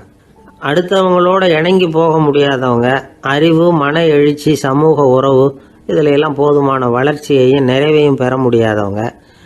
இவங்களால வாழ்க்கையில் முன்னேற முடியாது. பிச்சைக்காரங்க, குற்றவாளிகள் இவங்ககிட்டெல்லாம் இது மாதிரியான ஆளுமை அதிகமாக இருக்குமா.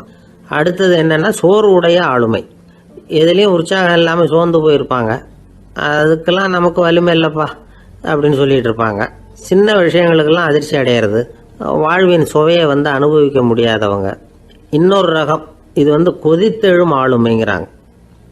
எதுக்கு எடுத்தாலும் ஆத்திரம், குரோதம், வன் செயல் இதிலெல்லாம் ஈடுபாடு இப்படி உள்ளவங்க. நத்தை வகை ஆளுமை அப்படின்னு ஒன்று.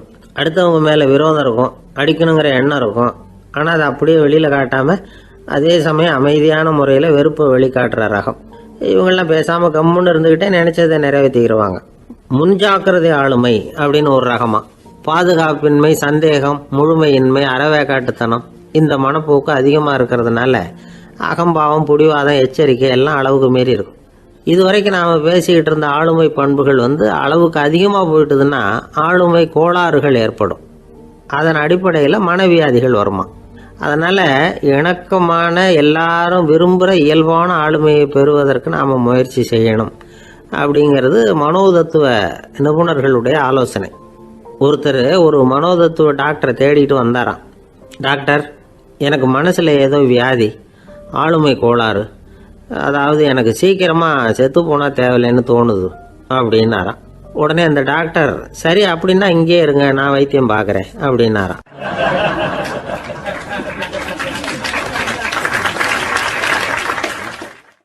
ஆஃபீஸை முடிஞ்சு வீட்டுக்கு போகிற சமயத்தில் ஒருத்தர் கடைக்கு போய் ஸ்வீட் வாங்கினார்.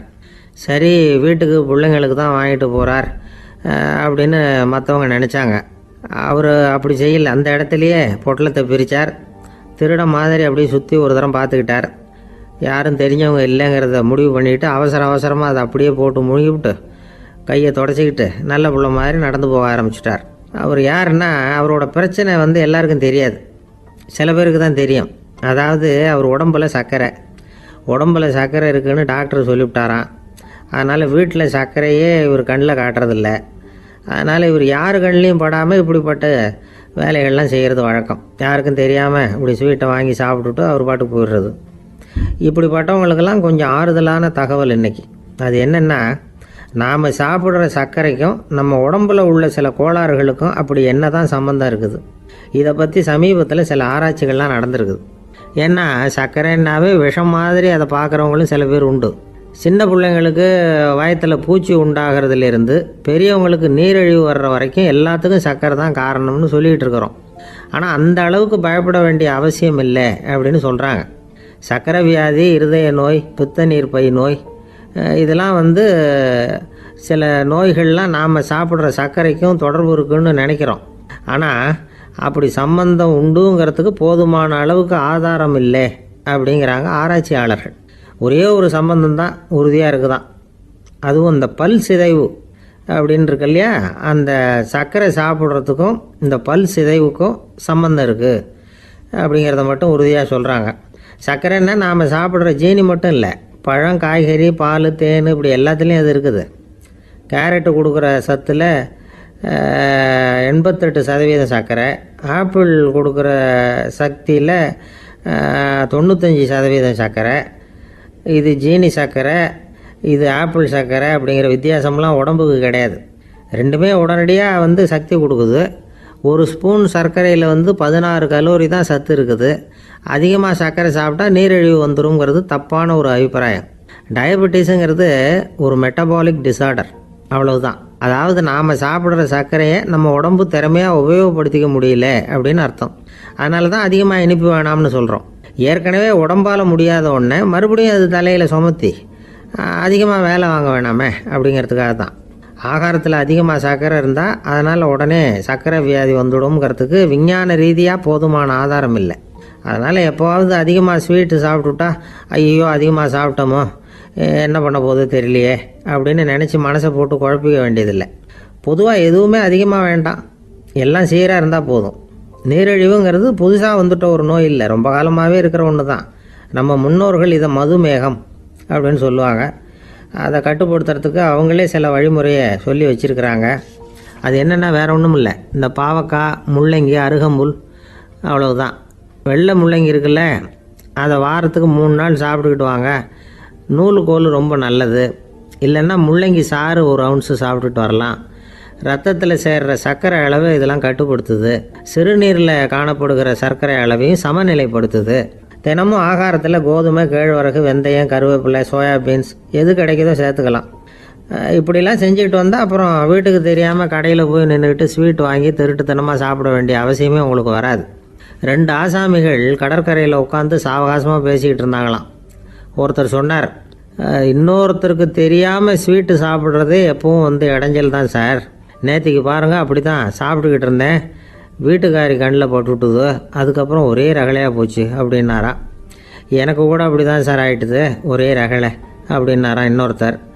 நீங்கள் சாப்பிட்டதும் உங்கள் வீட்டுக்காரங்க கண்ணில் போட்டுவிட்டுதா சார் அப்படின்னு கேட்டிருக்காரு இவர். அதுக்கு அவர் சொன்னாராம், அப்படி இல்லை சார், கடைக்காரர் கண்ணில் போட்டுவிட்டுதோ, நான் அவருக்கு தெரியாமல் அந்த ஸ்வீட்டை அவர் கடையிலேருந்து எடுத்திருந்தேன் அப்படின்னு விளக்கம் கொடுத்தாராம் இந்த ஆள்.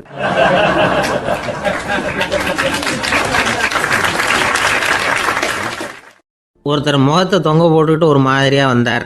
என்ன விஷயம்னு விசாரித்தேன்.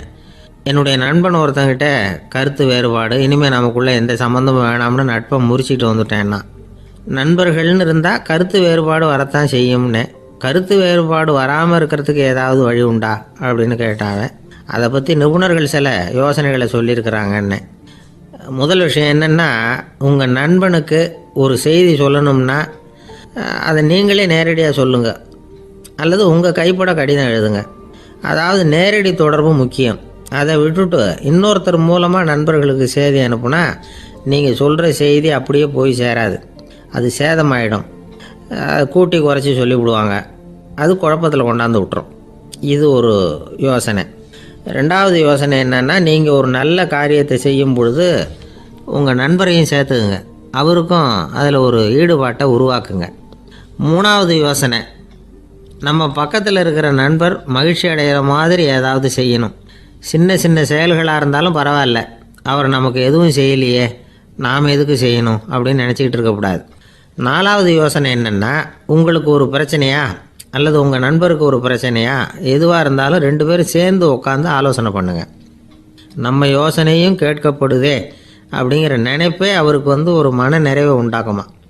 5வது யோசனை, உங்கள் நண்பர் ஏதோ ஒரு காரியத்தை செய்கிறார், நீங்கள் உடனே அவசரப்பட்டு நீ செய்கிறது தப்புன்னு தீர்ப்பு சொல்லக்கூடாது. அவர் அதை செய்யறதுக்கான நியாயங்கள் எவ்வளோ இருக்கும், அதை புரிஞ்சுக்கிறதுக்கு முயற்சி பண்ணணும். 6வது யோசனை, உங்கள் நண்பர் என்ன சொன்னாலும் அதை பொறுமையாக கேளுங்க. அவர் சொல்கிறத புரிஞ்சுக்கணும், அவர் சொல்ல விரும்புகிறத புரிஞ்சுக்கணும், அவர் சொல்ல முடியாமல் தவிக்கிறதையும் புரிஞ்சுக்கணும். இப்படி 3 விதமாகவும் அவரை புரிஞ்சுக்கிட்டு அதுக்கு தகுந்த மாதிரி செயல்படணும். 7வது யோசனை என்னென்னா, உங்கள் நண்பர் உங்ககிட்ட ஏதோ ஒரு கருத்தை சொல்கிறார், அது உங்களுக்கு பிடிக்கல, அதுக்காக உடனே நீ சொல்கிறது சரியில்லை, நான் ஒத்துக்க மாட்டேன் அப்படின்லாம் மறுத்துக்கிட்டு இருக்கக்கூடாது. அவர் சொல்கிறத கேட்கணும், பொறுமையாக சிந்திக்கணும், அதுக்கப்புறம் பதில் சொல்லணும். இப்படிலாம் நடந்துக்கிட்டால் நண்பர்களுக்குள்ள கருத்து வேறுபாடு வர்றதுக்கு வாய்ப்பே இருக்காது அப்படின்னு வல்லுநர்கள் தொகுத்து சொல்லியிருக்கிறாங்க இந்த யோசனைகளை. எனக்கு தெரிஞ்ச சில நண்பர்கள் உண்டு, அவங்களுக்குள்ளேயும் கருத்து வேறுபாடுகள் வராமல் இருக்கிறதுக்கு சில நுட்பங்களை கையாளுறது உண்டு. ஒருத்தர் சொன்னார், அந்த டாக்டர் சின்ன வயசுலேருந்து என் கூட பழகினவர், நாங்கள் 2 பேரும் இணை பிரியாத நண்பர்கள். இருந்தாலும் எனக்கு உடம்பு சரியில்லைன்னா நான் அவர்கிட்ட வைத்தியம் பார்த்துக்க மாட்டேன் அப்படின்னார் ஒருத்தர். ஏன் அப்படின்னு கேட்டேன். எங்கள் நட்பு கெட்டுப்படக்கூடாது இல்லையா, அதனால தான் அப்படின்னாரு இவர்.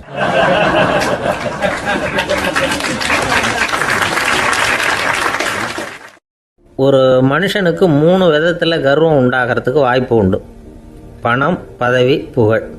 பணம் அதிகமாக வந்தால் கர்வம் வரலாம், பதவி பெருசாக வந்துட்டுதுன்னா கர்வம் வரலாம், புகழ் அதிகமாக போனாலும் கர்வம் வரலாம்.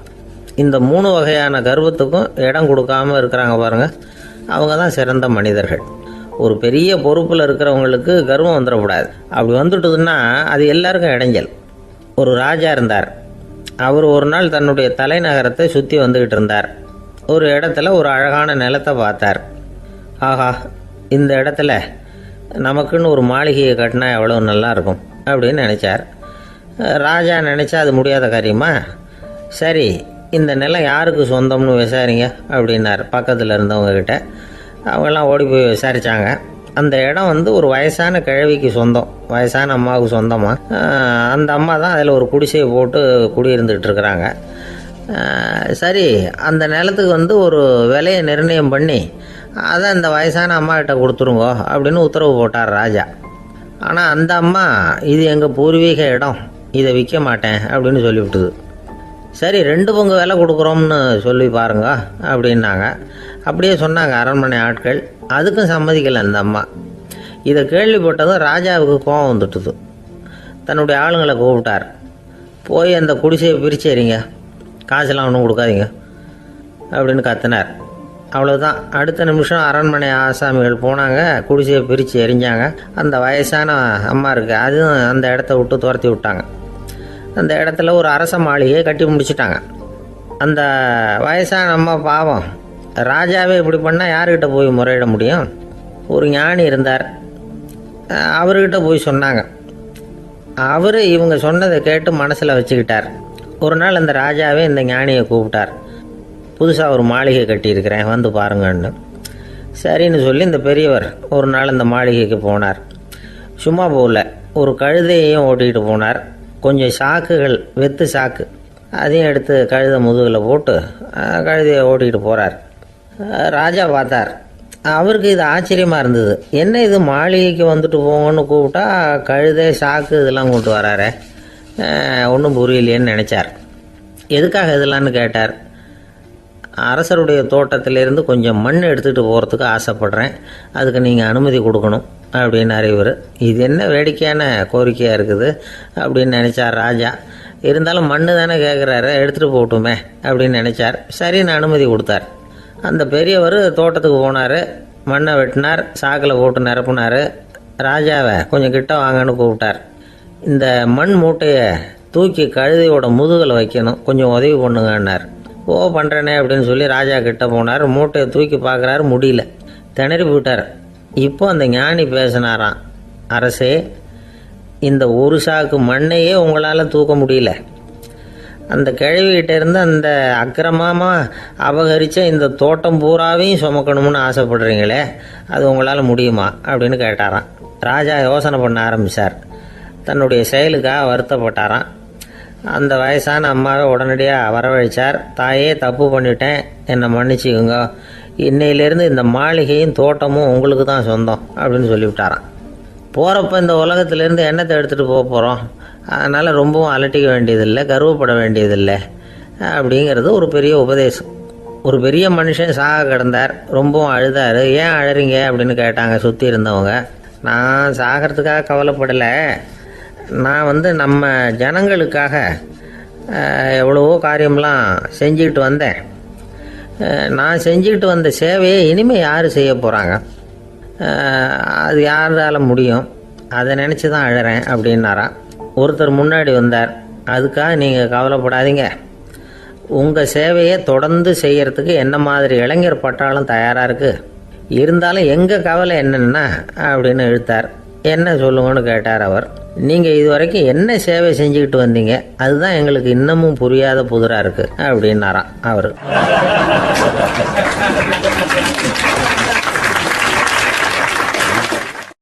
ஒரு சிகை அலங்கார கூடம், ரொம்ப சுறுசுறுப்பாக எல்லாரும் வேலை செஞ்சுக்கிட்டு இருக்கிறாங்க.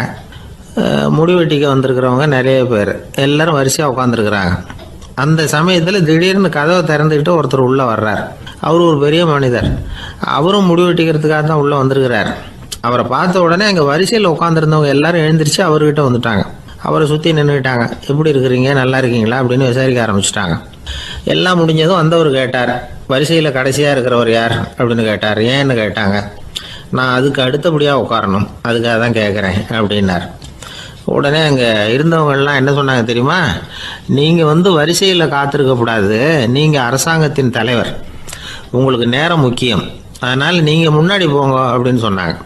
ஆனால் அதை அவர் கேட்கல. தோழர்களே, உங்களுடைய கருத்துக்கு ரொம்ப நன்றி. எல்லாரும் வரிசையாக தான் வரணும், அதுதான் முறை. வரிசையில் வரணுங்கிற நடைமுறையை நானும் பின்பற்ற விரும்புகிறேன்.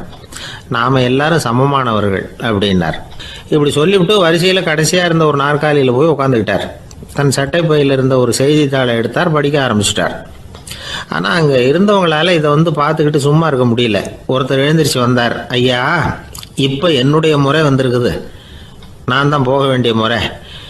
உங்களை இங்கே காத்திருக்க வைக்கிறத விட ஒரு 5 ஆண்டுகளுக்கு கூட நான் முடிவெட்டிக்காமே இருந்துட முடியும் அப்படின்னார். அவர் மறுபடியும் சொன்னார், ஐயா, நீங்கள் வரிசை முறையை தாண்டி போக விருப்பப்படல, சரி, ஆனால் என்னுடைய முறையை மாற்றி கொடுக்கறதுக்கு எனக்கு முழு உரிமை இருக்குது. இதுக்கு பதிலாக உங்களுடைய கடைசி இடத்த நான் எடுத்துக்கிறேன், இதை நீங்கள் மறுக்க முடியாதுன்னார். அங்கே இருந்த மற்றவங்களும் இதை ஒரு மனசாக வற்புறுத்த ஆரம்பிச்சிட்டாங்க. அந்த பெரிய மனிதர் பார்த்தார், சரின்னு கடைசியாக ஒத்துக்கிட்டார். அவர் யார் தெரியுமா? அவர் தான் மாவீரர் லெனின். ரஷ்யாவில் கிரெம்ளின் சிகை அலங்கார கூடத்தில் தான் இது நடந்தது. எல்லாரும் இந்நாட்டு மன்னர்கள்னு வாயளவில் பேசுறதுல என்ன பிரயோஜனம்? நாம் எல்லாரும் சமங்கிறத நடைமுறையில் கடைபிடிச்சி காட்டினவங்க கொஞ்சம் பேர் தான். அவங்களில் ஒருத்தர் தான் லெனின். வரிசையில் நின்று வர்றதுங்கிறது ஒரு சிறந்த பண்பு, உயர்ந்த பண்பு. இன்றைக்கி பல இடங்களில் அது நமக்கு தேவைப்படுது. ஒரு ரேஷன் கடை வாசல், கடை திறக்கிறதுக்கு முன்னாடியே எல்லாரும் வரிசையில் நின்றுட்டாங்க. கடைசியாக வந்த ஒருத்தர் கியூவில் முன்னாடி போகிறதுக்கு முயற்சி பண்ணுறார். ஏற்கனவே நின்றுட்டு இருக்கிறவங்க அவரை முன்னாடி போகிறதுக்கு விட மாட்டேங்கிறாங்க. கடைசியாக போய் நில்லையா அப்படின்னு எல்லாரும் கத்துறாங்க. அது அவர் காதில் வாங்கலை. முண்டி அடிச்சுக்கிட்டு முன்னாடி போகிறதுக்கே முயற்சி பண்ணிகிட்டு இருக்கிறார். எல்லாரும் சேர்ந்து அவரை வலுக்கட்டாயமாக இழுத்து கொண்டாந்து பின்னாடி கொண்டு போய் நிறுத்திவிட்டாங்க. நிறுத்திவிட்டு சொன்னாங்க, இதை பாருப்பா, நாங்கள் இருக்கிற வரைக்கும் நீங்கள் முன்னாடி போய் எதையும் வாங்க முடியாது, தெரிஞ்சுக்கோ அப்படின்னாங்க. இப்போ அந்த ஆள் சொன்னாராம், நான் இங்கே பின்னாடி நிற்கிற வரைக்கும் நீங்களும் எதுவும் வாங்க முடியாது அப்படின்னாராம். ஏன்னு கேட்டிருக்கிறாங்க. நான் தான் அந்த கடையை திறக்க வேண்டிய ஆள் அப்படின்னா.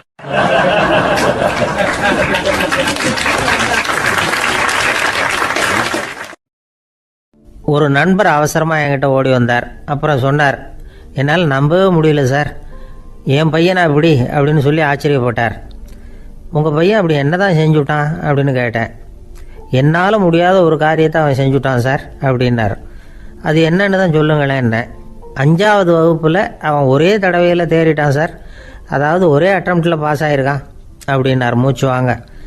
கஷ்டப்பட்டு பரீட்சை எழுதுனது அவன், இவருக்கு ஏன் மூச்சு வாங்குது? நம்மால் செய்ய முடியாத ஒரு காரியத்தை இன்னொருத்தர் செய்யும் பொழுது அது நமக்கு ஆச்சரியமாக இருக்குது. சர்க்கஸ் பார்க்குறோம், ஒருத்தர் அந்த இடத்துல தொங்குறார், அது நமக்கு ஆச்சரியம். ஏன்னா அது நம்மால் முடியாத காரியம்.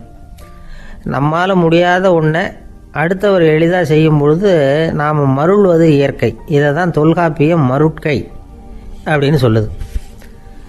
இந்த வியப்பு இருக்குதே, இது 4 வகையில் ஏற்படுறதாக தொல்காப்பியம் சொல்லுது. அது என்ன 4 வகை? முதல் வகை எப்படின்னா, புதுமையான அரிய செயல்களை செய்கிறது. 2வது வகை என்னென்னா பெரும் செயல்களை செய்கிறது. 3வது வகை என்னென்னா மிக நுட்பமான செயல்களை செய்கிறது. 4வது வகை என்னென்னா ஆக்கம் தரும் செயல்களை செய்கிறது. புதுமை, பெருமை, சிறுமை, ஆக்கமோடு மதினம் சாலா மருட்கை 4 அப்படிங்கிறது தொல்காப்பியம். இன்றைக்கி விஞ்ஞானம் புதுசு புதுசாக எதையோ கண்டுபிடிக்குது. ஆரம்பத்தில் அது ஆச்சரியமாக இருக்குது, அப்புறம் அது நமக்கு பழகி போடுது. வானொலி பெட்டி புதுசாக வந்தப்போ ஒரு பெட்டி பேசுதுங்கிறது எவ்வளோ பெரிய ஆச்சரியம். இப்போ யாரும் அதை ஆச்சரியமாக பார்க்குறதில்ல. மதினம் சாலா மருட்கை அப்படின்னு ஒரு சொற்றொடர் வருது பாருங்க, அதில் கருத்தாழம் உண்டு. எதை பற்றியும் போதுமான அளவு புரிந்து கொள்ளாத போது ஒருத்தர் ஆச்சரியப்படுறார். புரிந்து கொண்ட பிறகு ஆச்சரியம் மறைஞ்சு போடுது. மிக நுட்பமான செயல்களும் நம்ம ஆச்சரியப்பட வைக்கும். ஒரு அரிசியில் ஒரு திருக்குறள் எழுதி காட்டுறாங்க, ஒரு முட்டை ஓட்டுக்குள்ளே ஓவியம் தீட்டி காட்டுறாங்க. கருங்கல் சிற்பங்களில் எவ்வளவு நுட்பமான வேலைப்பாடுகளை எல்லாம் பார்த்து ஆச்சரியப்படுறோம். இது மாதிரி ஆக்கப்பூர்வமான அரிய செயல்களை செய்கிறது கூட வியப்பை உண்டு பண்ணும். குப்பை கூலங்களை கூட வாழ்க்கைக்கு பயன்படுகிற பொருளாக மாற்றுகிறவர்கள் இருக்காங்க, அவர்களுடைய செயல் வியப்பு அளிக்குது. இடைக்காட்டு சித்தர் பாடின 3 அடி 30ங்கிற நூலில் வர்ற ஒரு பாடல், ஆற்றல் பிறர் அறிதலின் அகம் கிளர்வு உறுதலின் கற்று அறி பாணர் கழுமிய கோடலின் தோற்றம் உருகவே போற்றல் சால் வியப்பே. ஒருத்தருடைய ஆற்றல் தெரியாமல் இருந்தது, அவருடைய அரிய செயலை பார்க்கும் பொழுது வியப்பாக இருந்தது, மனசுக்குள்ள கிளர்ச்சி. பாவலர்கள் இவர்களுடைய புகழை பாடி மற்றவர்களும் தெரிந்து கொள்ளுமாறு செய்கிறார்கள் அப்படிங்கிறது தான் ஒரு யதார்த்தமான உண்மை. ஆக எல்லா வகையிலும் மக்கள் தங்களுடைய வாழ்க்கையில் முன்னேறுவதற்கான வழிகாட்டுகிற ஒரு மெய்ப்பாடு தான் வியப்புங்கிறது. இந்த காலத்தில் நம்ம எப்படியெல்லாம் ஆச்சரியப்பட வைக்கிறாங்க. ஒரு ஆளை பிடிச்சி ஜெயிலில் கொண்டு வந்தாங்க. ஜெயில் அதிகாரி அவனை ரொம்ப ஆச்சரியமாக பார்த்தாரான். இவன் கேட்டான், ஏன் சார் அப்படி பார்க்குறீங்க, நான் இப்போ இங்கே வர்றது உங்களுக்கு ஆச்சரியமாக இருக்குதா அப்படின்னு கேட்டிருக்கான். இதுக்கு ஜெயில் அதிகாரி சொல்லியிருக்கார், நீ இப்போ இங்கே வந்ததில் எனக்கு ஒன்றும் ஆச்சரியம் இல்லைப்பா, ஏற்கனவே நீ இங்கேருந்து விடுதலையாகி போய் 6 மாதம் ஆச்சு, இவ்வளவு லேட்டாக வர்றியே அதுதான் எனக்கு ஆச்சரியமாக இருக்குது அப்படின்னாராம்.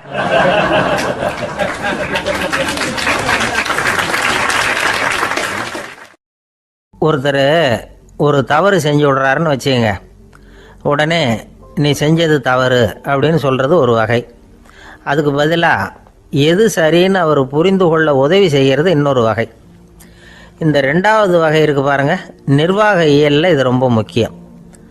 அலுவலகத்தில் வேலை பார்க்குற ஒருத்தர் முக்கியமாக தெரிஞ்சுக்க வேண்டியது என்ன தெரியுமா? சக ஊழியர்கள்கிட்ட எப்படி பழகணும், மேலதிகாரிகள்கிட்ட எப்படி பழகணும், தனக்கு கீழே வேலை செய்கிறவங்கக்கிட்ட எப்படி பழகணும், வாடிக்கையாளர்கள்கிட்ட எப்படி பழகணும், இவங்க எல்லார்கிட்டையும் செம்மையான உறவை ஏற்படுத்திக்கிறது எப்படி, இதையெல்லாம் சொல்லிக் கொடுக்குற பாடம் தான் இன்டர் பர்சனல் ஸ்கில், திறமையான உறவு அப்படிங்கிறது. எந்த வேலையில் இருந்தாலும் சரி, இந்த உறவுகளை வளர்க்கும் திறன் உள்ளவங்க சீக்கிரம் முன்னுக்கு வந்துடுறாங்க. மற்றவங்க கிட்ட உறவை பலப்படுத்திக்கிறது எப்படி அப்படின்னு தெரிஞ்சுக்கிட்டோம்னா எந்த ஒரு தடையையும் சுலபமாக தாண்டி செய்கிற தொழிலில் முன்னுக்கு வந்துடலாம். ஹார்வர்டு பல்கலைக்கழகத்தில் ஒரு கணக்கெடுப்பு பண்ணி பார்த்தாங்களாம். பார்க்குற வேலையில் எது மாதிரி குணாதிசயம் உள்ளவங்க வேகமாக முன்னுக்கு வர்றாங்க அப்படின்னு தெரிஞ்சுக்கிறதுக்காக இந்த கணக்கெடுப்பு. வெவ்வேறு துறையில் வேகமாக முன்னுக்கு வந்திருக்கிற பல பேரை சந்தித்து இந்த சர்வேயை நடத்தியிருக்கிறாங்க. அவங்க கண்டுபிடிச்சி சொல்லியிருக்கிற உண்மை என்ன தெரியுமா? ஒருத்தர் ஒரு வேலையில் இருந்தால் அது சம்பந்தப்பட்ட சப்ஜெக்ட் பற்றிய அறிவு 35% இருந்தால் போதுமா. ஆனால் உறவுகளை வளர்க்கக்கூடிய திறன், இன்டர் பர்சனல் ஸ்கில்லு 65% வேணும். இப்படி உள்ளவங்க சீக்கிரம் முன்னுக்கு வந்துடுறாங்களாம். அதனால் ஒருத்தருக்கு வேலை சரியாக புரியலைன்னா கூட விவரமாக மற்றவங்கக்கிட்ட பழகிறது எப்படின்னு புரிஞ்சால் போதும், அவர் முன்னுக்கு வந்துடலாம். அலுவலகங்களில் மட்டும் இல்லை, எல்லா இடங்கள்லையும் இது ரொம்ப முக்கியம். வீட்டுக்குள்ளேயும் இது ரொம்ப முக்கியம், வீட்டுக்கு வெளியேயும் இது முக்கியம். அடுத்தவங்க கிட்ட பழகிறது எப்படிங்கிறத தெரிஞ்சிக்காதவன் வாழ்க்கையில் முன்னேற முடியாது. இன்றைக்கி ஆயுதங்களால் காயப்படுத்தி கொள்ளுகிறவர்களை விட வார்த்தைகளால் காயப்படுத்தி கொள்ளுகிறவர்கள் தான் அதிகம். பெரியவங்க என்ன சொல்கிறாங்க தெரியுமா? நீங்கள் இந்த பூமியில் பிறந்ததன் அர்த்தம் பூர்த்தி ஆகணும்னா அடுத்தவங்களுக்கு உதவி பண்ணுங்க.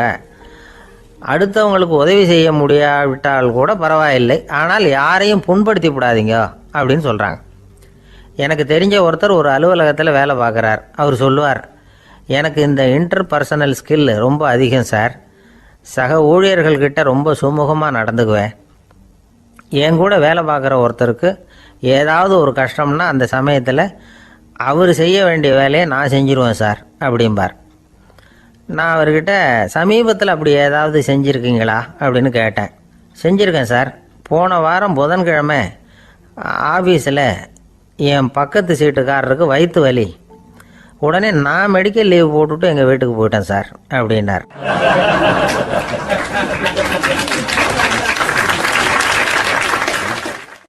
ஒரு அம்மா தெருவில் உட்காந்து என்னத்தையோ தேடிட்டு இருக்கிறாங்க. அந்த அம்மா ஒரு சுஃபி ஞானி. அவங்க பேர் என்னென்னா ரபியா அல் அடாவியா. அந்த அம்மாவுக்கு கண் கூட தெளிவாக தெரியாது. அந்த பக்கமாக வந்த சில பேர் இவங்களுக்கு உதவி செய்கிறதுக்காக வந்தாங்க. என்ன தேடிட்டு இருக்கிறீங்க அப்படின்னு கேட்டாங்க. இதுக்கு அந்த அம்மா, அந்த கேள்வி அவ்வளோ முக்கியத்துவம் இல்லை, நான் தேடிட்டு இருக்கிறேன், உங்களால் முடிஞ்சால் எனக்கு உதவி பண்ணலாம் அப்படின்னாங்களாம். உதவி செய்ய வந்தவங்களுக்கு ஆச்சரியம்.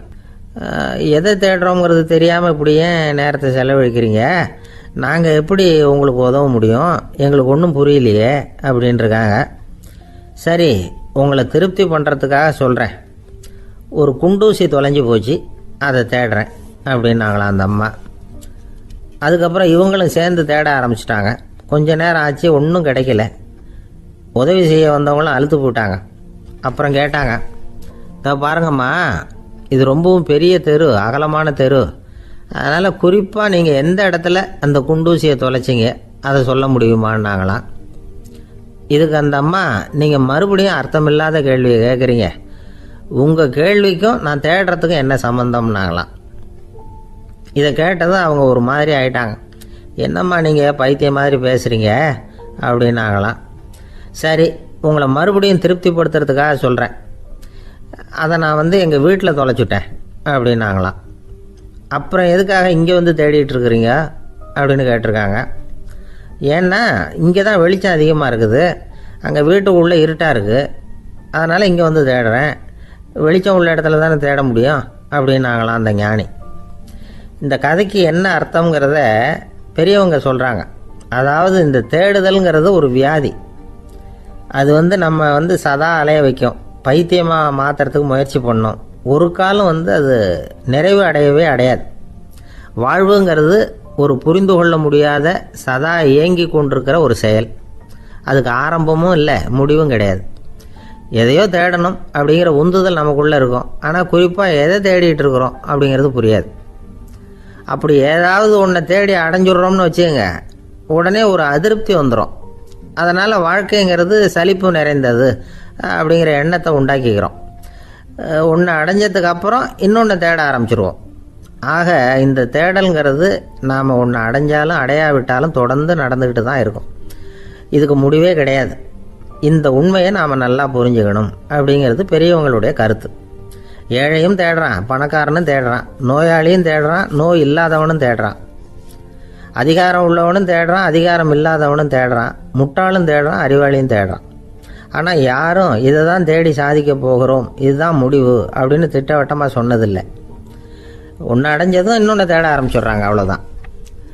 அதாவது உங்களின் தேடுபவர் உங்கள் உள்ளே தான் இருக்கிறார், அவரை தேடி கண்டுபிடியுங்கள்.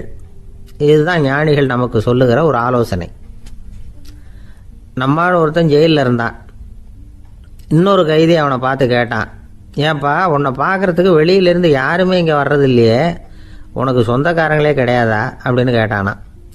ஏன் இல்லை, எனக்கு சொந்தக்காரங்க நிறைய பேர் உண்டு, அவங்க என்னை பார்க்க வராததுக்கு காரணம் வேற அப்படின்ட்டுருக்கான் இவன். என்ன காரணம்னு கேட்டான் அவன். அதுக்கு இவன் சொன்னானா, அதுக்கு என்ன காரணம்னா அவங்க எல்லாரும் இங்கே உள்ளேயே இருக்கிறாங்க அப்படின்னானா.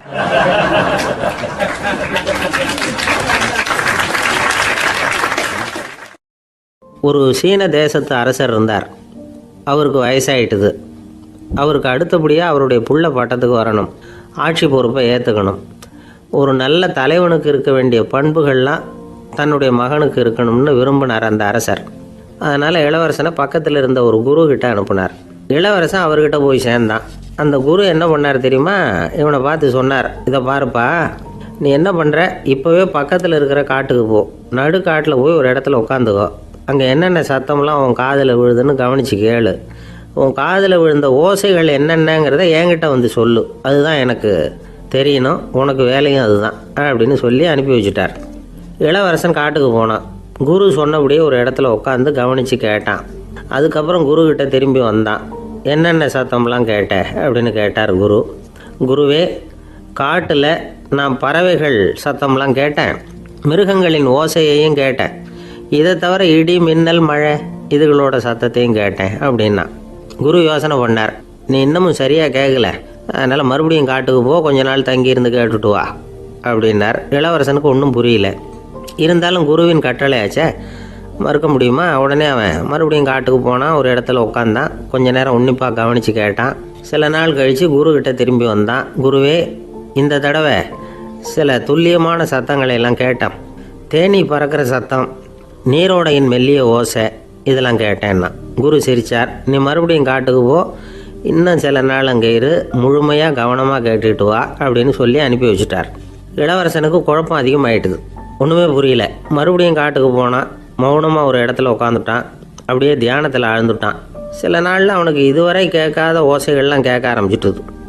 இதைத்தான் நான் கேட்கணும்னு என்னுடைய குரு எதிர்பார்த்துருக்கிறாருங்கிறத புரிஞ்சுக்கிட்டான்.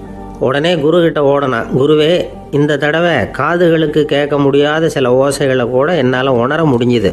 பூ மலருகிற ஓசை, சூரியனால் பூமி சூடாகிறப்போ எழுகிற ஓசை, காலை பனித்துளி இந்த புல்லுலாம் குடிக்கிற ஓசை, இது எல்லாம் என்னால் நல்லா கேட்க முடிஞ்சுது அப்படின்னா. குருவுக்கு இப்போ தான் திருப்தி ஏற்பட்டு தான் இளவரசனை பார்த்து சொன்னார், இதை பாருப்பா, இப்போ தான் நாட்டை ஆளுகிற தகுதி உனக்கு வந்திருக்குது அப்படின்னு சொல்லி அதுக்கு விளக்கமும் கொடுத்தாராம். எந்த அரசன் தன்னுடைய மக்களின் இதயம் பேசுகிற மௌன மொழியை, மௌன வார்த்தைகளை கேட்குறானோ அவன்தான் ஆள தகுதி உள்ளவன். எந்த அரசன் தன்னுடைய மக்களின் உணர்ச்சிகளை உண்மையாக உணர்றானோ அவன்தான் முதன்மையான அரசன். போலி வார்த்தைகளை மட்டும் கேட்டுட்டு பல மௌன ராகங்களை காதில் வாங்கிக்காதவன் அரசனே இல்லை. எந்த நாட்டில் எப்போ ஒரு அரசன் தன்னுடைய மக்களின் உணர்ச்சிகளை கேட்க மறுக்கிறானோ அன்னையிலேருந்தே அந்த நாடு அழிய தொடங்குது அப்படின்னு அர்த்தம். இதுதான் அந்த குரு இளவரசனுக்கு போதிச்சது. வாயால் பேசுகிறத மட்டும் கேட்டு ஏமாறக்கூடாது, உணர்ச்சிகளையும் கேட்கறதுல தான் மனப்பக்குவம் உண்டாகும். மக்கள் உணர்ச்சிகளை புரிந்து கொள்ளாத அரசர்கள் நீடிச்சிருக்க முடியாது. அது மாதிரி நாடுகளில் அடிக்கடி குழப்பம் தான் உண்டாகும். அப்படி இருந்தால் அடிக்கடி ஆட்சி மாறிக்கிட்டு இருக்கும். அப்படிப்பட்ட ஒரு தேசம், அங்கே ஒரு சிறைச்சாலையில் 3 கைதிகள் பேசிக்கிட்டு இருந்தாங்க. ஒருத்தன் சொன்னான், நான் இந்த நாட்டு ராஜாவை எதிர்த்து பேசிக்கிட்டு இருந்தேன், அதனால் என்னை பிடிச்சி கொண்டாந்து இங்கே போட்டுட்டாங்க அப்படின்னா ஒருத்தன். இன்னொருத்தன் சொன்னான், நான் இந்த நாட்டு ராஜாவை ஆதரித்து பேசிக்கிட்டு இருந்தேன், அதனால் என்னை பிடிச்சி கொண்டாந்து இங்கே தள்ளிவிட்டாங்க அப்படின்னா. அது சரி, நீ என்ன தப்பு பண்ண அப்படின்னு சொல்லி 3வது ஆளை பார்த்து இவங்க கேட்டாங்க. அதுக்கு அந்த ஆள் சொல்கிறான், நான் தான் இந்த நாட்டு ராஜா அப்படின்னானா.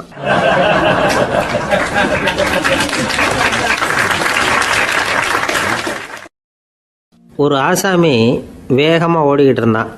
ஏன் இப்படி ஓடுறேன்னு கேட்டார் இன்னொருத்தர். அங்கே ஒரு ஆள் அடிபட்டு கிடக்கிறான், அதை பார்த்தேன், உடனே ஓடுறேன்னா. எங்கேன்னு கேட்டார். ஆஸ்பத்திரிக்குன்னா. ஒரு ஆள் அடிபட்டு கிடக்கிறத பார்த்தா உடனடியாக நாம் செய்ய வேண்டியது முதல் உதவி, அதுக்கப்புறம் தான் ஆஸ்பத்திரி. இன்றைக்கி விபத்துங்கிறது சர்வசாதாரணமாக நடந்துக்கிட்டு இருக்குது. வாகன விபத்து, வெடிகுண்டு விபத்து, தீ விபத்து, கட்டடம் சரியறது, பூகம்பம், இப்படி நிறைய நடக்குது. ஒரு விபத்தை பார்த்துட்டா நம்மளில் பல பேர் நமக்கு என்னத்துக்கு வம்புன்னு ஒதுங்கி போயிடுறதும் உண்டு. சில பேர் துணிஞ்சு கிட்ட போய் உதவி செய்கிறதும் உண்டு. அப்படி உதவி செய்ய நினைக்கிறவங்களுக்கு உபயோகப்படுற தகவல் இது. விபத்தில் காயமடைஞ்சவங்களை 3 பிரிவாக பிரிக்கலாமா. முதல் வகை கொஞ்சம் சீரியஸானது, உயிருக்கு உடனே ஆபத்து தரக்கூடியது. மூளை காயம், முகம், கழுத்து காயங்கள், இருதயம், நுரையீரல் காயங்கள், வயத்தில் உள்ளுறுப்பு காயங்கள், அதிகப்படியான இரத்தப்போக்கு, இதனால எல்லாம் பாதிக்கப்பட்டிருந்தால் அது முதல் வகை அப்படின்னு நாமளே மனசுக்குள்ளே முடிவு பண்ணிக்கணும். இவங்களுக்கெல்லாம் உடனடியாக முதல் உதவி கொடுக்கணும். தாமதப்படுத்தாமல் ஆஸ்பத்திரிக்கு கொண்டுகிட்டு போயிடணும். இப்படி கொஞ்சம் எச்சரிக்கையாக நடந்துக்கிட்டால் அவங்களில் பல பேரை காப்பாற்றி போடலாம். 2வது வகை எப்படின்னா, முதல் உதவி விரைவாக கிடைச்சா உயிர் பிழைக்கக்கூடிய மார்பு காயங்கள், கைகால் எலும்பு முறிவு, இடுப்பு முதுகெலும்பு காயம், சீரான இரத்த சேதம், இப்படிப்பட்டவங்களை 2வது வகையாக பிரிக்கணும். ஆபத்து இல்லாத சிராய்ப்புகள், சிறு காயங்கள், இரத்த உறைவுகள், இதனால் பாதிக்கப்படுறவங்க 3வது வகை. ஒருத்தர் தலையில் அடிபட்டு நினைவு விழுந்துட்டாருன்னு வச்சுங்க, அவருக்கு வாந்தி வர்றதுனால புறையேறி மூச்சு அடைப்பு உண்டாகும். இப்படி ஆகாமல் இருக்கிறதுக்காக தலையை ஒரு பக்கமாக சாய்ச்சி வைக்கலாம். நாடி துடிப்பையும் இதய துடிப்பையும் தொட்டு பார்க்கணும். அது குறைஞ்சிருந்தாலும் சரி, நின்று இருந்தாலும் சரி, அவர் மார்பை நிமிஷத்துக்கு 80 தடவை உள்ளங்கையால் அழுத்தி இதய துடிப்பை மீட்கிறதுக்கு உதவி பண்ணணும். கழுத்தில் காயம்பட்டாலும் ஆபத்து அதிகம். கழுத்துக்கு அடியில் ஒரு துண்டை மடித்து வைக்கலாம். 2 பக்கமும் சின்ன தலையணை அல்லது துணி மடிப்புகளை வச்சு கழுத்தை அதிகமாக அசையாமல் பார்த்துக்கலாம். முதுகெலும்பு முறிஞ்சிருக்குமோ அப்படிங்கிற சந்தேகம் இருந்ததுன்னா அவரை அதிகமாக அசைய விடக்கூடாது. அதிகமாக அசைஞ்சால் தண்டு இடத்துல பாதிப்பு ஏற்பட்டு கை கால் விளங்காமல் போயிடும். அவரை ஒரு கனமான போர்வை இல்லைன்னா பாயில் படுக்க வச்சு 4 பேர் மெதுவாக தூக்கி மருத்துவ உதவிக்கு அனுப்பி வைக்கலாம். கையெலும்பு முறிஞ்சிருந்தால் முறிஞ்ச பாகத்தை உடம்போடு சேர்த்து அசையாமல் கட்டி போடலாம். கால் எலும்பு முறிஞ்சிருந்தால் மற்ற காலோடு சேர்த்து கட்டி போடலாம். முறிஞ்ச பாகம் தொங்காமல் பார்த்துக்கணும், அப்போ தான் வீக்கம் உண்டாகாமல் இருக்கும்.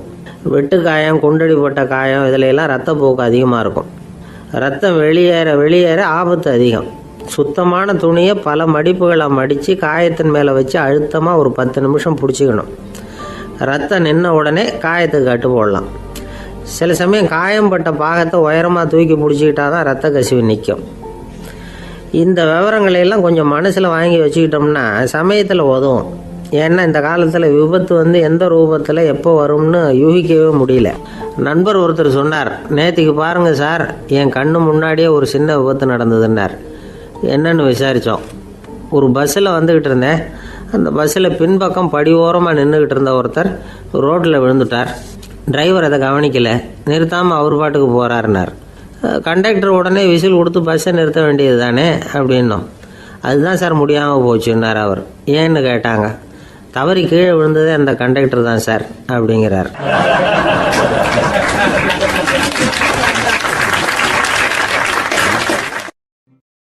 ஒரு நண்பர், அவர்கிட்ட பேசிக்கிட்டு இருந்தேன். மனித உறவுகள் பற்றி அவர் சொல்லிகிட்டு இருந்தார். அமெரிக்காவில் தந்தை மகன் உறவு எப்படி இருக்குது அப்படிங்கிறத விளக்கிறதுக்கு அவர் ஒரு கதையை சொன்னார்.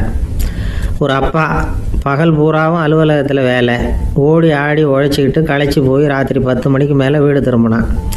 வீட்டு வாசலில் அவரோட மகன் காத்துக்கிட்டு இருக்கிறான். இன்னமும் தூங்கலை.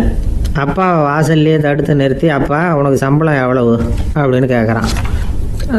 ஏற்கனவே ஆஃபீஸ் பிரச்சனைகளால் அழுத்து போய் திரும்புகிற அப்பாவுக்கு கோவம் வந்துடுது. என்னடா இப்படிலாம் கேளுன்னு உங்கள் அம்மா உனக்கு சொல்லி கொடுத்தாளா அப்படின்னு சொல்லிவிட்டு உள்ளே போய் சட்டையை கட்டி மாட்டி விட்டு குளிச்சு விட்டு மறுபடியும் வெளியில் உடையை மாற்றுகிற சமயம் அப்போ மறுபடியும் மகன் உள்ளே நிற்கிறான் அவர் முன்னாடியே. அப்பா உனக்கு எவ்வளவு சம்பளங்கிறான் மறுபடியும். அப்பாவுக்கு எரிச்சல் அதிகமாகிட்டுது. மணிக்கு $20 போதுமா அப்படின்னார். அப்படின்னா எனக்கு ஒரு $10 தர முடியுமான்னா மகன். இதுக்கு தான் என் சம்பளம் எவ்வளவுன்னு கேட்டியா? 2ஆம் வகுப்பு படிக்கிற உனக்கு எதுக்குடா $10 அப்படின்னு கத்திவிட்டு தொலைக்காட்சி பெட்டியின் முன்னாடி போய் உட்காந்துக்கிட்டு ஏதோ நிகழ்ச்சியை பார்க்க ஆரம்பிச்சிட்டார். கொஞ்ச நேரம் கழித்து மறுபடியும் மகன் நிற்கிறான். அப்பா ப்ளீஸ் எனக்கு ஒரு $10 கொடுக்க முடியுமா? மகனுடைய கண்களில் கண்ணீர்.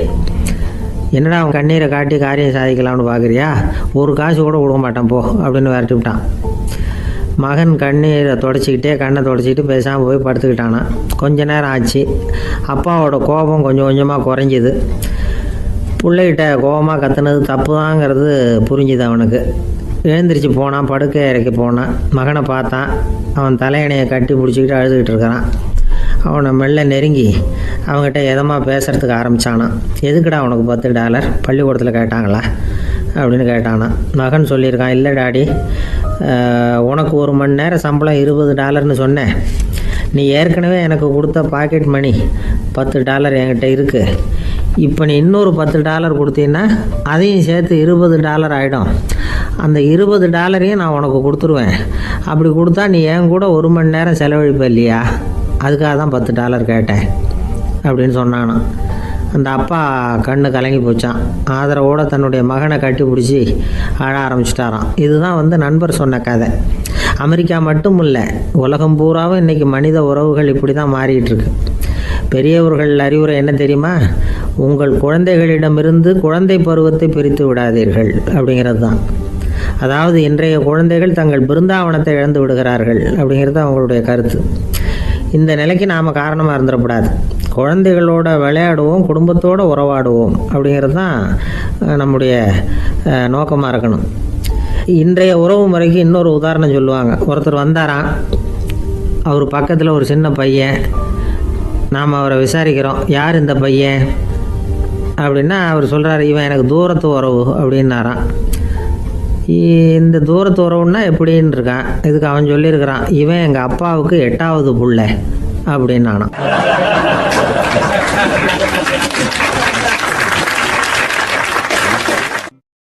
ஒரு நாள் ராமர் அரசவையில் உட்கார்ந்துருக்கிறார். ராமராஜ்யம் நடந்துக்கிட்டு இருந்த நேரம். அந்த சமயத்தில் ஒரு நாய் அரச சபைக்கு வந்துதான். அது தலையில் அடிபட்டு ரத்தம். அந்த கோலத்தில் அது அங்கே வந்தது. எல்லாரும் ஆச்சரியமாக அதை பார்த்தாங்க. ராமரும் அந்த நாயை பார்த்தார். நீங்கள் வந்த காரியம் என்ன நடந்தது, எதுவாக இருந்தாலும் பயப்படாமல் சொல்லு அப்படின்னார். உடனே அந்த நாய் மெதுவாக சொல்ல ஆரம்பிச்சுதான். ஐயா, நான் தெருவில் போய்கிட்டு இருந்தேன். வழியில் ஒருத்தர் வந்தார். அவர் வேத சாஸ்திரம்லாம் படித்த பெரியவர். அவர் எந்த காரணமும் இல்லாமல் அவர் கையில் வச்சுருந்த குச்சியால் என் தலையில் அடிச்சுட்டார். அதுதான் தலையில் ரத்தம். இதை நீங்கள் விசாரித்து தகுந்த தீர்ப்பு வழங்கணும் அப்படின்னு தான் அந்த நாய். ராமர் பார்த்தார். உடனே தன்னுடைய காவலர்களை அனுப்புனார். அந்த ஆளை எங்கே இருந்தாலும் போய் கொண்டுகிட்டு வாங்க அப்படின்னு விட்டார். காவலர்கள் போனாங்க. அந்த ஆளை பிடிச்சி கொண்டு வந்துட்டாங்க. அரண்மனைக்கு வா அப்படின்னு சொல்லி கூப்பிட்டுட்டு வந்துட்டாங்க. என்ன நடந்ததுன்னு விசாரித்தார் ராமர். அதுக்கு அந்த ஆள் சொன்னார், நான் வீதி வழியாக வந்துக்கிட்டு இருந்தேன். குறுக்க இந்த நாய் வந்தது. நான் அவசரமாக போய்கிட்டு இருந்தேன். இது எனக்கு வழி விடாமல் குறுக்க பூந்து இடைஞ்சல் பண்ணிச்சு. எனக்கு கோபம் வந்துட்டுது. அதனால் அடிச்சுட்டேன். வேத சாஸ்திரம் படித்த நான் என் வசம் இழந்து கோபப்பட்டது பெரிய தப்பு தான். அதை நான் ஒத்துக்கிறேன். குற்றத்தை ஒப்புக்கொள்கிறேன். எனக்கு என்ன தண்டனை கொடுக்கணுமோ அதை கொடுங்க, ஏற்றுக்கிறேன் அப்படின்னு விட்டார். சரி, இப்போ அந்த ஆளுக்கு தண்டனை கொடுக்கணும். என்ன தண்டனை கொடுக்கறது யோசனை பண்ணார் ராமர். அதையும் அந்த நாய்கிட்டே கேட்டார். நீயே சொல்லு, என்ன தண்டனை கொடுக்கலாம் இவருக்கு அப்படின்னார். இதுக்கு அந்த நாய் என்ன சொல்லிச்சு தெரியுமா? இவரை ஏதாவது ஒரு கோயிலுக்கு தர்மகர்த்தாவாக நியமனம் பண்ணி விடுங்க, அதுதான் இவருக்கு சரியான தண்டனை அப்படின்னது. இதை கேட்டதும் ராமர் முகத்தில் புன்னகை. ஆனால் அங்கே இருந்த மற்றவங்களுக்கெல்லாம் ஆச்சரியம். அது எப்படி, தப்பு செஞ்சவங்களுக்கு தண்டனை கொடுக்கறது தானே நியாயம், அதை விட்டுவிட்டு தர்மகர்த்தா பதவியை கொடுக்க சொல்லுது இந்த நாய் அப்படிங்கிற ஆச்சரியம். இந்த சந்தேகத்தை அந்த நாய்கிட்டேயே கேட்டாங்க அங்கே இருந்தவங்க. இதுக்கு அந்த நாய் பதில் சொல்லிச்சான். நான் போன பிறவியில் ஒரு கோயிலுக்கு தர்மகர்த்தாவாக இருந்தேன். எவ்வளவோ கவனமாக எச்சரிக்கையாக தான் என்னுடைய கடமைகளை எல்லாம் செஞ்சுக்கிட்டு வந்தேன். அப்படி இருந்தாலும் சில சமயங்களில் என்னையும் மீறி கோயில் செல்வத்தை நான் அனுபவிக்கிறதுக்கு காரணமாயிட்டேன். ஒரு கோவிலுக்கு தர்மகர்த்தாவாக இருக்கிறவங்க எப்படியும் இந்த பாவத்திலேருந்து தப்பிக்கிறது கஷ்டம். அதனால தான் நான் இந்த பிறவியில் நாயாக பிறந்து இப்படி கஷ்டப்படுறேன். இதே நிலைமை இந்த ஆளுக்கும் ஏற்படணும் அப்படிங்கிறதுக்காக தான் அவரையும் ஒரு கோயிலுக்கு தர்மகர்த்தாவை நியமிக்கும்படி கேட்டுக்கிட்டேன் அப்படின்னு தான் இந்த நாய். இதிலேருந்து என்ன தெரியுது? எந்த பதவியில் நாம் இருந்தாலும் நமக்கு தெரியாமல் கூட அதை தவறாக உபயோகப்படுத்தக்கூடாதுங்கிறத இதிலேருந்து புரிஞ்சுக்கணும். இல்லைன்னா அடுத்த பிறவியில் நாயாக பிறந்து எங்கேயாவது போய் வாழை ஆட்டிட்டு நிற்க வேண்டியது தான். கோவில் வாசலில் 2 நாய் பேசிக்கிட்டு இருந்து தான், போன ஜென்மத்தில் நான் மனுஷனாக தான் இருந்தேன். ஒரு கோவில் பூசாரி பேச்சை கேட்டுவிட்டு அவரோட கூட்டு சேர்ந்துக்கிட்டு ஆண்டவன் போட்டிருந்த நகையெல்லாம் அபகரித்து என்கிட்ட கொடுத்தாரு அவர். நான் எடுத்துகிட்டு வந்துட்டேன். திருடினது அந்த ஆள் தான், எடுத்துக்கிட்டு வந்தது தான் நான். இருந்தாலும் நான் மட்டும் நாயாக பிறந்துட்டேன். இப்போ மட்டும் அந்த பூசாரி என்கிட்ட மாட்டினா கடித்து குதறி விடுவேன் அப்படின்னு தான். அவசரப்பட்டு அப்படி செஞ்சுடாதே. பதிலுக்கு அவரும் உன்னை திருப்பி கடித்தாலும் கடிச்சிருவார். ஏன்னா அவரும் இப்போ ஒரு நாயாக தான் பிறந்திருக்கிறார் அப்படின்னு தான். இன்னொன்று, அது எப்படி உனக்கு தெரியும்னு தான். இது நான் தானே அது அப்படின்னு தான் அந்த நாய்.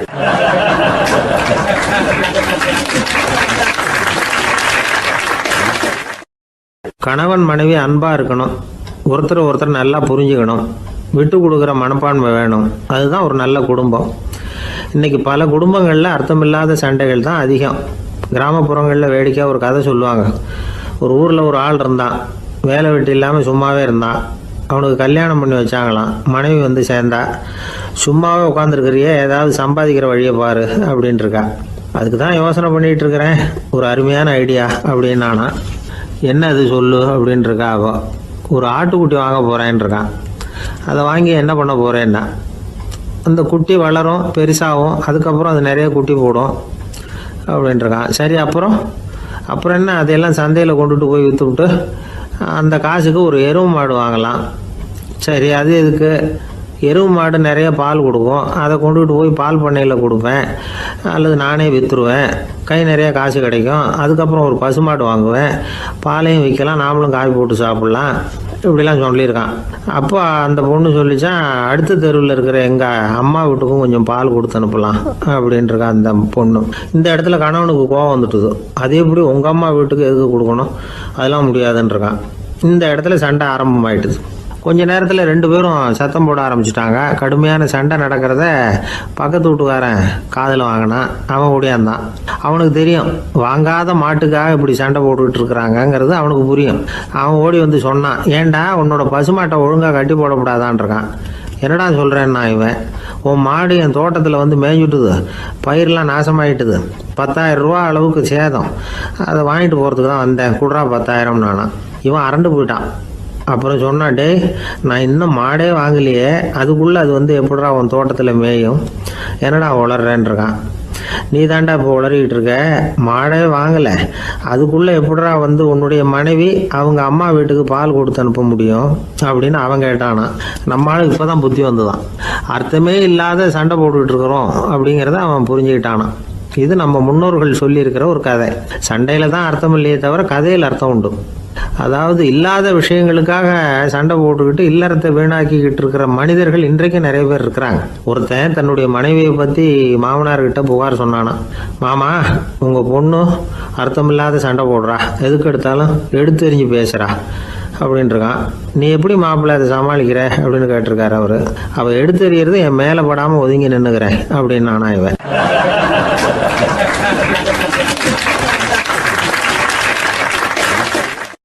இந்த காலத்து புள்ள ஒருத்தன் தன்னோட அப்பாவை பார்த்து சொன்னான், அப்பா நான் உனக்கு உதவி செய்யலாம்னு நினைக்கிறேன், என்ன உதவி செய்யணும்னு சொல்லு அப்படின்னா. நீ சும்மா இருந்தால் அதுவே எனக்கு செய்கிற பெரிய உதவிடா அப்படின்னார் அப்பா. சும்மா இருக்கிறதும் ஒரு உதவி தான், அது மாதிரி மௌனமும் ஒரு சமூக சேவை தான் அப்படிங்கிறார் காஞ்சி பெரியவர். நமக்கு வந்து 5 புலன்கள் இருக்குது, மெய் வாய் கண் மூக்கு செவி. இந்த 5லேயும் அதிகப்படியான வேலை எதுக்குன்னு நினைக்கிறீங்க? வாய்க்கு தான். ஏன்னா அதுக்கு 2 வேலை. இப்போ கண்ணுக்கு பார்க்குறது மட்டும்தான் வேலை, காதுக்கு கேட்குறது மட்டும்தான் வேலை, மூக்குக்கு வாசனை அறியறது தான் வேலை, உடம்புக்கு உணர்றது மட்டும்தான் வேலை. ஆனால் வாய் அப்படி இல்லை, அதுக்கு 2 வேலை. சாப்பிட்றதும் அதுதான், பேசுகிறதும் அதுதான். அதாவது வாய் ஒன்று தான் கர்மேந்திரியமாகவும் இருக்குது, ஞானேந்திரியமாகவும் இருக்குது அப்படின்னு சொல்லுவாங்க. சாப்பாட்டில் உட்காந்தா எந்தெந்த ஆகாரம் என்னென்ன ருசின்னு அறிவிக்கிற வேலையும் செய்யுது. சபையில் உட்காந்தா பாடுறது, பேசுறது, சிரிக்கிறது, இது மாதிரியான வேலையும் செய்யுது. இன்னொரு வித்தியாசம், கண்ணு காது மூக்கெல்லாம் ஸ்ட்ரெயின் பண்ணிட்டு வேலை செய்கிறதில்ல. ஒரு ரோஜா பூவை பார்த்தா உடனே மூக்கு அப்படியும் இப்படியும் அசைய ஆரம்பிக்கிறதில்ல. ஒரு சங்கீதத்தை கேட்ட உடனே காது ஆட ஆரம்பிக்காது. ஆனால் வாய் அப்படி இல்லை, அது பேசினாலும் சரி சாப்பிட்டாலும் சரி அசைஞ்சு தான் ஆகணும். ஆக மற்றதை விட வாய்க்கு வேலை ஜாஸ்தின்னு தெரியுது.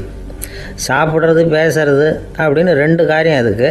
இப்படி 2 காரியம் இருக்கிறதுனால அது 2ஐயும் பாதியாக குறைச்சிக்கணுங்கிறது கடவுள் அபிப்பிராயமாக இருக்கணும் அப்படிங்கிறார் காஞ்சி பெரியவர். ஆனால் இப்போ நாம் அப்படியா நடந்துக்கிறோம்? அதுக்கு நேர்மாறாக நடந்துக்கிறோம். நாம் சாப்பிட்றதும் அதிகம், பேசுகிறதும் அதிகம், 2 வேலையையும் தேவைக்கு அதிகமாகவே செய்கிறோம். வாய் தான் ரொம்ப ஓவர் ஒர்க்குடு. அதுக்கு ஓய்வு கொடுத்தா உடம்பும் நல்லாயிருக்கும், உலகமும் நல்லாயிருக்கும். மௌன விரதம் இருக்கிறதெல்லாம் எதுக்காக நினைக்கிறீங்க? இதுக்காக தான்.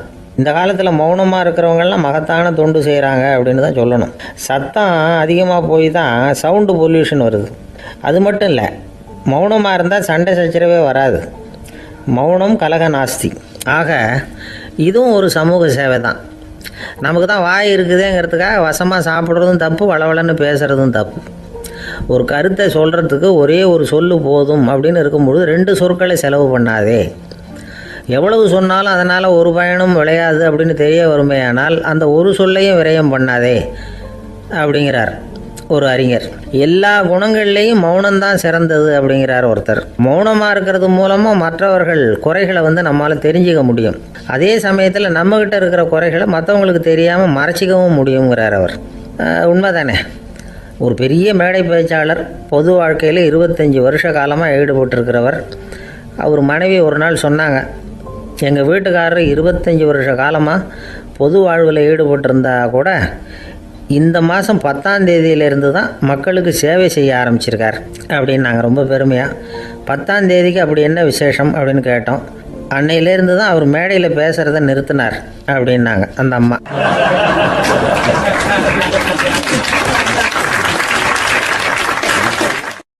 ஒரு பெரியவர்கிட்ட பேசிக்கிட்டு இருந்தேன். அவர் என்கிட்ட ஒரு கேள்வி கேட்டார். திருடர்கள் எத்தனை வகை தெரியுமா உனக்கு அப்படின்னார். இதுதான் அவர் கேட்ட கேள்வி. எதுக்காக என்ன பார்த்து அந்த கேள்வி கேட்டார் தெரியல. இருந்தாலும் நான் அவருக்கு பதில் சொன்னேன். திருடர்களில் எத்தனையோ வகை உண்டுங்க. கார் திருடன், சைக்கிள் திருடன், முகமூடி திருடன், எப்படி சொல்லிகிட்டே போகலாம். இருந்தாலும் என்னுடைய சிற்றறிவுக்கு எட்டின வரையில் திருடர்களை 2 வகையாக பிரிக்கலாம் அப்படின்னு நினைக்கிறேன். ஒன்று ராத்திரியில் திருடுற திருடன், இன்னொருத்தன் பகலில் திருடுற திருடன். அதாவது பகல் திருடன், ராத்திரி திருடன் அப்படின்னு பெரியவர் சிரித்தார். என்ன சிரிக்கிறீங்களே? என்ன கள்வர்கள் 4 வகை அப்படின்னு ஆரம்பிச்சார். எப்படின்னு கேட்டேன். சாப்பாட்டுக்கு இல்லாமல் திருடுறாங்க பாருங்க, அது ஒரு வகையாம். சாப்பாட்டுக்கு இருந்தும் திருடுறாங்க பாருங்க, அது ஒரு வகையாம். இதை தவிர இன்னும் ஒரு 2 வகை திருட்டு உண்டு. அது என்னன்னா, ஆண்டவன் கிட்ட இருந்து நாம திருடுற திருட்டு, இன்னொன்று என்னன்னா நம்ம கிட்ட இருந்து ஆண்டவன் திருடுற திருட்டு அப்படின்னார். எனக்கு ஒன்றும் புரியல. என்ன சார் இது, ஆண்டவனையே வந்து திருடன்னு சொல்றீங்களே அப்படின்னு ஆச்சரியமா. ஆமாங்க, ஆண்டவனை வந்து கள்வன்னு சொல்றது இல்லையா? காஞ்சிபுரத்துக்கு பக்கத்தில் திருக்கார்வனம் அப்படின்னு ஒரு ஊர் இருக்கு. அங்கே உள்ள பெருமாளுக்கு வந்து கள்வர்னு தான் பேர். அது மட்டும் இல்லை, திருமங்கை ஆழ்வார் தம்முடைய திரு நெடுந்தாண்டகத்தில் கார்வனத்துள்ளாய் கல்வா அப்படின்னு தான் அழைக்கிறார் அப்படின்னு நிறைய உதாரணம்லாம் சொல்ல ஆரம்பித்தார். அதுக்கப்புறம் அவர்கிட்ட பேசி நான் புரிஞ்சுக்கிட்ட விவரங்களை தான் நான் இப்போ உங்ககிட்ட சொல்ல போகிறது. அதாவது அவர் சொன்ன முதல் வகை திருடர்கள் வந்து சாப்பாட்டுக்கு இல்லாமல் திருடுறவங்க. இவங்களை வந்து திருத்தி போடலாம். சாப்பாட்டுக்கு இருந்தும் பணம் சேர்க்கணுங்கிற ஆசையால் பொய் கணக்கெல்லாம் எழுதுறாங்க பாருங்க, அவங்க தான் 2வது வகை. 3வது வகை திருட்டு தான் மிகப்பெரிய திருட்டு. இறைவனுக்கு சொந்தமானதை நம்முடையதுன்னு நினைக்கிற திருட்டு. எது இறைவனுக்கு சொந்தமானது அப்படின்னா ஆத்மா. பகவானுக்கு சொந்தமான ஆத்மாவை நம்முடையதுன்னு நினைக்கிறது தான் அந்த மாபெரும் திருட்டு. இதுக்கு பேர் தான் ஆத்மாபகாரமா. சரி, இதுக்கு பரிகாரம் என்ன? எல்லாம் இறைவனுடையது, நமக்கு ஒன்றும் இல்லை அப்படின்னு நினைக்கிறது தான் இதுக்கு பரிகாரம். இதெல்லாம் இருக்கட்டும். 4வது திருட்டு ஒன்று சொன்னோம்ல, ஆண்டவன் நம்மகிட்ட இருந்து திருடுறது. அது எப்படி? ஆண்டவனை வந்து கள்வன்னு சொல்றாங்க, அது சரி. அவர் என்னத்தை திருடினார்? இப்போ இன்னொருத்தருக்கு சொந்தமான ஒன்றை எடுத்து வச்சுக்கிறது தான் கள்ளத்தனம். ஆனால் ஆண்டவன் எடுத்துக்கிட்டோம்னா இருக்கிறது எல்லாமே அவனுக்கு சொந்தம். அப்படி இருக்கிறப்போ அவரை எப்படி கள்வன்னு சொல்றது? இது என்ன புரியாமல் இருக்குதே அப்படின்னு சொல்லி பார்த்தா அதுக்கும் விளக்கம் சொல்றாங்க அவங்க. அதாவது ஆண்டவனுக்கு வந்து உருவமே கிடையாது, அரூபமாக இருக்கிறவன், அதாவது உருவம் இல்லாமல் இருக்கிறவன். அப்படி உள்ள பகவான் வந்து நம்மளை மாதிரி உருவத்தில் இருக்கிறான். நம்மளை மாதிரியே கையை காலு மூக்கெல்லாம் இருக்குது ஆண்டவனுக்கு. இந்த உருவம் நம்மகிட்ட இருந்து திருடினது தானே. அவன் வந்து தன்னுடைய உண்மையான திருமேனியை வந்து நமக்கு காட்டாம, அதாவது தரிசனம் கொடுக்காம இருக்கிறது கள்ளத்தனம் தானே. அதனால தான் இதுவும் ஒரு பெரிய திருட்டு, இருக்கிறதுலேயே மிகப்பெரிய திருட்டு அப்படிங்கிறார். என்கிட்ட பேசிக்கிட்டு இருந்தார், இந்த விஷயம்லாம் சொல்லிட்டு இருந்தாரு அந்த பெரியவர். அதாவது திருட்டை வந்து ஆன்மீக நோகத்தில் அவர் பார்க்குறார். நம்ம பார்வையில் இதை விட அபூர்வமான திருட்டுலாம் இங்கே உண்டு. அபூர்வமான திருடர்களும் உண்டு. ஒரு திருடன் சிறையிலிருந்து விடுதலையாகி வெளியில் போனான். கொஞ்ச நாளில் மறுபடியும் திரும்பி ஜெயிலுக்கு வந்துட்டான். அப்போது சிறை அதிகாரி அவனுக்கு வந்து அறிவுரை சொன்னாராம். ஏன்பா இப்படி அடிக்கடி தப்பு பண்ணிவிட்டு ஜெயிலுக்கு வந்துவிடுறியே, உனக்கு சொந்த பந்தம் எதுவும் இல்லையா? உனக்கு அப்பா அண்ணன் தம்பிகள் அவங்க கூட எல்லாம் சேர்ந்து வாழணுங்கிற ஆசை இல்லையா அப்படின்னு கேட்டிருக்கார். அவங்களோட சேர்ந்து வாழணுங்கிற ஆசை எனக்கு நிறைய உண்டுங்க சார் அப்படின்னு அவன்.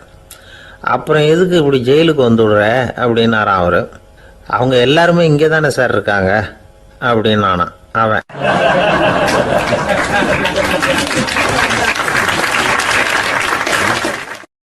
நம்ம கிட்ட ஒருத்தன் தப்பா நடந்துக்கிட்டானா உடனே நாம என்ன செய்வோம்? கையை ஓங்கிட்டு அவனை அடிக்க போவோம்.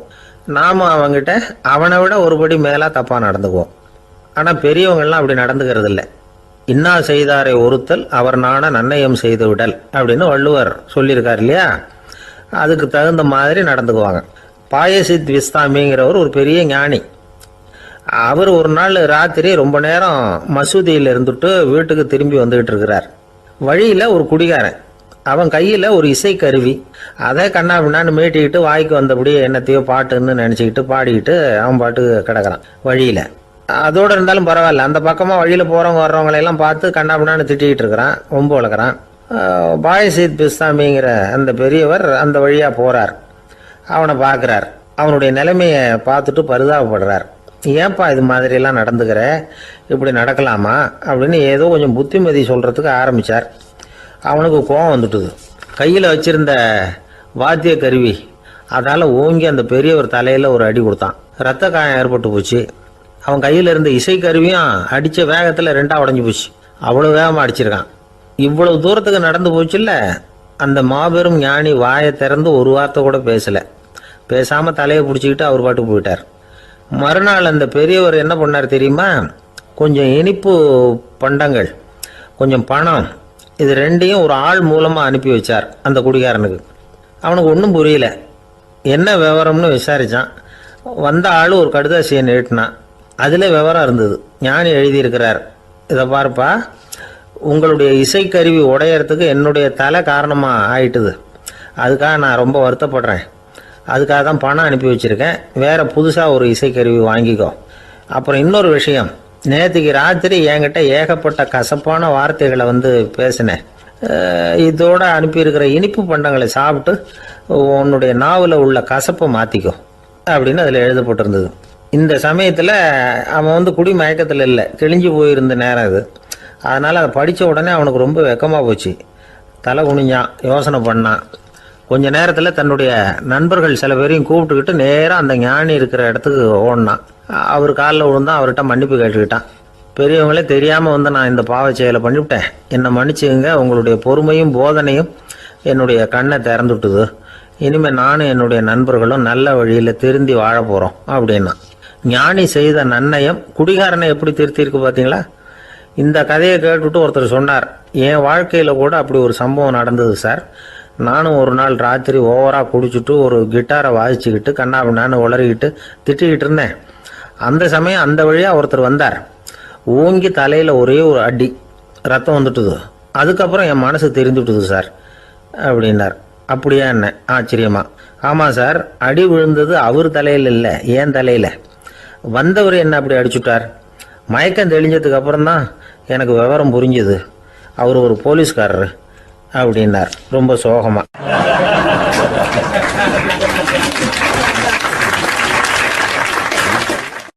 ஒரு ஊர்ல ஒரு துறவி இருந்தார், புத்த சமய துறவி. அந்த ஊர் மன்னன் அவரை பத்தி கேள்விப்பட்டிருக்கான். ஒரு நாள் புறப்பட்டு போனான். துறவியின் பாதங்களை தொட்டு வணங்கினான். அதுக்கப்புறம் சொன்னான், ஐயா, நான் உங்களை அரண்மனைக்கு அழைச்சிட்டு போறதுக்காக வந்திருக்கிறேன். இனிமே நீங்க இங்க எதுக்கு இருக்கணும் அப்படின்னானா. அவன் மனசுக்குள்ள என்ன நினைப்புன்னா, இவர் எங்க வர போறாரு, நான் ரொம்ப எளிமையானவன், எனக்கு எதுக்கு அரண்மனை வாசம்னு சொல்லி விடுவார் அப்படின்னு நினைச்சிருக்கான். ஆனா அந்த துறவி என்ன பண்ணார் தெரியுமா? அப்படியா, சரி போகலாம், வா, போய் உன் ரதத்தை கொண்டுட்டு வா. அரண்மனைக்கு போகும்பொழுது அதுக்கு தகுந்த மாதிரி ஆடம்பரமா போகணும் அப்படின்னு விட்டாரான். துறவி இப்படி சொன்னதும் அந்த மன்னனுக்கு மனசுக்குள்ள சந்தேகம் வந்துட்டுது. இவர் உண்மையிலேயே துறவி தானா, ஏமாத்து பேர் வழி மாதிரி தெரியுதே அப்படின்னு நினைச்சிருக்கான். இருந்தாலும் இனிமே என்ன பண்றது, சொல்லியாச்சு. ரதத்தை கொண்டுகிட்டு வந்தான். துறவி ஏறி உட்காந்தார். பக்கத்துல ராஜா. அவர் ரொம்ப உற்சாகமா வரார். இவன் ரொம்ப சோர்ந்து போய் வரான். துறவி மரத்தடியிலேயே வாழ்ந்து பழக்கப்பட்டவர், அரண்மனையில எளிமையா ஒரு இடத்துல உட்காந்துக்குவார் அப்படின்னு நினைச்சான். ஆனா அப்படி இல்லை. அரண்மனைக்கு வந்த உடனே அந்த துறவி அதை கொண்டுட்டு வா, இதை கொண்டுட்டு வான்னு சொல்லி உத்தரவு போட ஆரம்பிச்சுட்டார். அரண்மனையில இருந்தா அரசனை மாதிரி இருக்கணும் அப்படிங்கிறார். ராத்திரி பூரா சௌரியமா தூங்கினார். பகல்ல அரண்மனை தோட்டத்துல உலாவ வேண்டியது, நீச்சல் குளத்துல குளிக்க வேண்டியது, இப்படியே பொழுது போக்கிட்டு இருக்கிறார். அந்த அரண்மனையில துறவி மகிழ்ச்சியா இருக்கிறார். மன்னனால அப்படி இருக்க முடியல. அவருக்கு எந்த கவலையும் இல்லை, இவனுக்கு அரசாங்க கவலைகள். துறவி அப்படி இருக்கிறத இவனால தாங்கிக்க முடியல. ஒரு நாள் அவர்கிட்டயே போய், நான் உங்ககிட்ட கொஞ்சம் பேசணும் நானா. துறவி பார்த்தார். நான் இந்த அரண்மனைக்கு வரும்பொழுதே நீ என்னமோ என்கிட்ட கேட்கணும்னு நினைச்ச, ஏன் கால தாமதம், நீ அனாவசியமா உன்னையே தொந்தரவு பண்ணிட்டு இருக்கிற, நீ கவலையா இருக்கேங்கிறது எனக்கு புரியுது. நான் மரத்தடியில் இருந்தப்போ கூட என்னை அடிக்கடி சந்திச்சுக்கிட்டு இருப்ப, ஏதாவது விளக்கம் கேட்கறது உண்டு. இங்க வந்த பிறகு என்னை சந்திக்கிறது கூட அபூர்வமா போயிட்டுது. நீ இப்போ என்ன கேட்க போறேங்கிறது எனக்கு தெரியும், இருந்தாலும் கேளு அப்படின்னாராம். வேற ஒண்ணும் இல்லைங்க, இப்போ உங்களுக்கும் எனக்கு என்ன வித்தியாசம்? 2 பேரும் அரண்மனையில தான் இருக்கிறோம். நீங்க மகிழ்ச்சியா இருக்கிறீங்க, நான் அப்படி இருக்க முடியல. இவ்வளவுக்கும் நீங்க முன்னாடி இருந்தது மாதிரி இல்லை. தினமும் தங்க தேர் கேட்குறீங்க, உயர்தரமான ஆடைகள் அணிகிறீங்க, சுவையான சாப்பாடு. இப்படி இருக்கிறப்போ உங்களுக்கு எனக்கு என்ன வித்தியாசம்? இதுதான் மன்னனுடைய கேள்வி. இதுக்கு பதில் சொல்றேன், என் கூட புறப்பட்டு வா, இந்த நகரத்துக்கு வெளியில போவோம் அப்படின்னு சொல்லி அரசனை கூப்பிட்டுக்கிட்டு ஊர் எல்லைக்கு வந்து சேர்ந்தார் துறவி. அங்கே போய் சொன்னார், இதை பாருப்பா, இந்த இடத்த தான் தேடிக்கிட்டு இருந்தேன். இனிமே நான் வந்து திரும்பி வரப்போறதில்ல. நீ என்னோட வர்றியா திரும்பி போறியா அப்படின்னார். நான் எப்படிங்க உங்கள் கூட வர முடியும்? என்னுடைய நாடு, என்னுடைய சொத்துக்கள், மனைவி, மக்கள் எல்லாத்தையும் விட்டுட்டு எப்படிங்க வர்றதுன்னா. இப்போ அந்த துறவி சொன்னார், இப்போ வித்தியாசத்தை தெரிஞ்சுக்கிட்டியா? நான் அரண்மனையில் இருந்தேன், எல்லா வித பொருள்களும் உடையவனா இருந்தேன், ஆனால் எதையும் சொந்தம் கொண்டாடுறவனா இருக்கல. ஆனால் நீ அப்படி இல்லை, எல்லாத்தையும் சொந்தம் கொண்டாடிக்கிட்டு இருக்கிற. இதுதான் நமக்குள்ள வித்தியாசம் அப்படின்னு சொன்னார். அரண்மனை ஆடைகளை அப்படியே கலைஞர் அரசங்கிட்ட கொடுத்தார். உன்னுடைய ஆடைகளை நீயே வச்சுக்கோன்னார். அவர் பாட்டுக்கு நடந்து போனார், திரும்பியே பார்க்கல. அரசனுக்கு அப்பதான் தன்னுடைய அறியாமை விளங்குச்சான். இதுல இருந்து நாம புரிஞ்சுக்க வேண்டியது என்னன்னா, இந்த உலகத்துல எத்தனையோ பொருள்கள், அதையெல்லாம் முறையா பயன்படுத்தினா மகிழ்ச்சி. அதை விட்டுட்டு அதுக்கெல்லாம் சொந்தம் கொண்டாட ஆரம்பிச்சா கவலை. நம்ம ஆட்கள் வந்து சொந்தம் கொண்டாடுற விதமே தனி. ஒரு ஆளு இன்னொருத்தங்கிட்ட ஒரு கொடை கடன் வாங்கியிருந்தான், திருப்பி கொடுக்கல. கொடையை கொடுத்தவன் கேட்டான், என்கிட்ட கடன் வாங்கினிய கொடை, அதை கொஞ்சம் திருப்பி தர்றியான்னா. அது உனக்கு இப்போ அவசரமா தேவைப்படுதா அப்படின்னு கேட்டான் இவன். எனக்கு தேவைப்படல, அந்த கொடையை நான் யாருக்கிட்ட வாங்கியிருந்தேனோ அவனுக்கு இப்போ அது அவசரமா தேவைப்படுது அப்படின்னு அந்த ஆள்.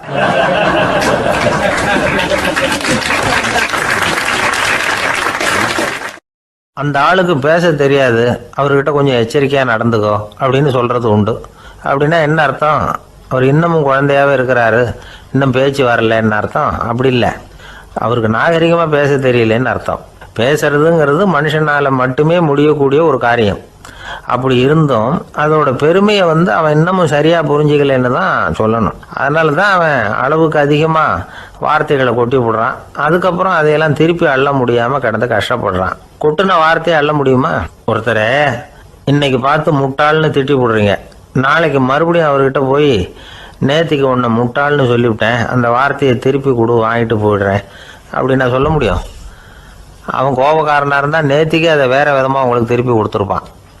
உலகத்துல எவ்வளவோ ஜீவராசிகள் இருக்கு, அதுக்கெல்லாம் வாய் இருக்குது. அந்த வாயெல்லாம் எதுக்கு உபயோகம்? சாப்பிட்றதுக்காக. ஆனா நமக்கு இருக்கிற வாய் சாப்பிட்றதுக்காக மட்டும் இல்லை, பேசுறதுக்காகவும் தான். பேச முடியலன்னா வாய் இருந்தா கூட அது வாயில்லா ஜீவன் தான். ஒரு பையனை பார்த்து அது வாய் உள்ள புள்ள பொழைச்சிக்கும் அப்படின்னா மற்ற பையன்களுக்கெல்லாம் முகத்துல வாயே இல்லைன்னு அர்த்தம்? அப்படி இல்லை, அந்த பையன் கொஞ்சம் கெட்டிக்காரத்தனமா பேசுவான்னு அர்த்தம். அதனால எப்படி பேசணும் அப்படிங்கிறத நாம முக்கியமா தெரிஞ்சுக்கணும். இதுக்கு 8 விதமான குறிப்புகளை நம்ம பெரியவங்க சொல்லியிருக்கிறாங்க. பேச்சுக்கு 8 அங்கங்கள் உண்டு அப்படின்னு அவங்க சொல்றாங்க. அதெல்லாம் என்னென்ன அப்படின்னா, உண்மை, நன்மை, அன்பு, நிதானம், இனிமை, ஆழம், சமயம் அறிதல், சபையறிதல். இந்த 8 தன்மையும் பேச்சில் இருக்கணுமா. இதையே கொஞ்சம் விவரமா சில பேர் போர்டில் எழுதி வச்சிருப்பாங்க. அதாவது எழுத்துலையாவது அதெல்லாம் இருக்கட்டுமே அப்படின்னு நினைச்சு நீங்க கூட சில இடங்கள்ல இதை பார்த்துருக்கலாம். அதாவது உண்மையே பேசுக, நன்மையே பேசுக, அன்பாக பேசுக, நிதானமாக பேசுக, இனிமையாக பேசுக, ஆழமுடையதாக பேசுக, சமயம் அறிந்து பேசுக, சபை அறிந்து பேசுக, இப்படி எழுதி வச்சிருப்பாங்க. இந்த 8 அம்சமும் சரியா பொருந்தி இருந்தாதான் அது பேச்சு. மற்றதெல்லாம் பேச்சாயிடாது. பேச்சு ஒரு சிறந்த கலை. எல்லாத்தையும் விட பேசாம இருந்தும் பழகணும், அது ரொம்ப முக்கியம். உண்மையே பேசணும். சத்தியத்துக்கு மதிப்பு கொடுக்குறவங்கள தான் சரித்திரம் மதிக்கும். உண்மை பேசினா மட்டும் போதாது, அந்த உண்மையில நன்மை கலந்துருக்கணும். கொலைகாரனுக்கு பயந்துக்கிட்டு ஒருத்தன் உங்க வீட்டுக்குள்ள ஒளிஞ்சிருக்கிறான். அந்த முரட்டு ஆசாமி கையில அரிவாளோட வந்து அவங்க வந்தானான்னு உங்ககிட்ட கேட்கறான்னு வச்சுங்க.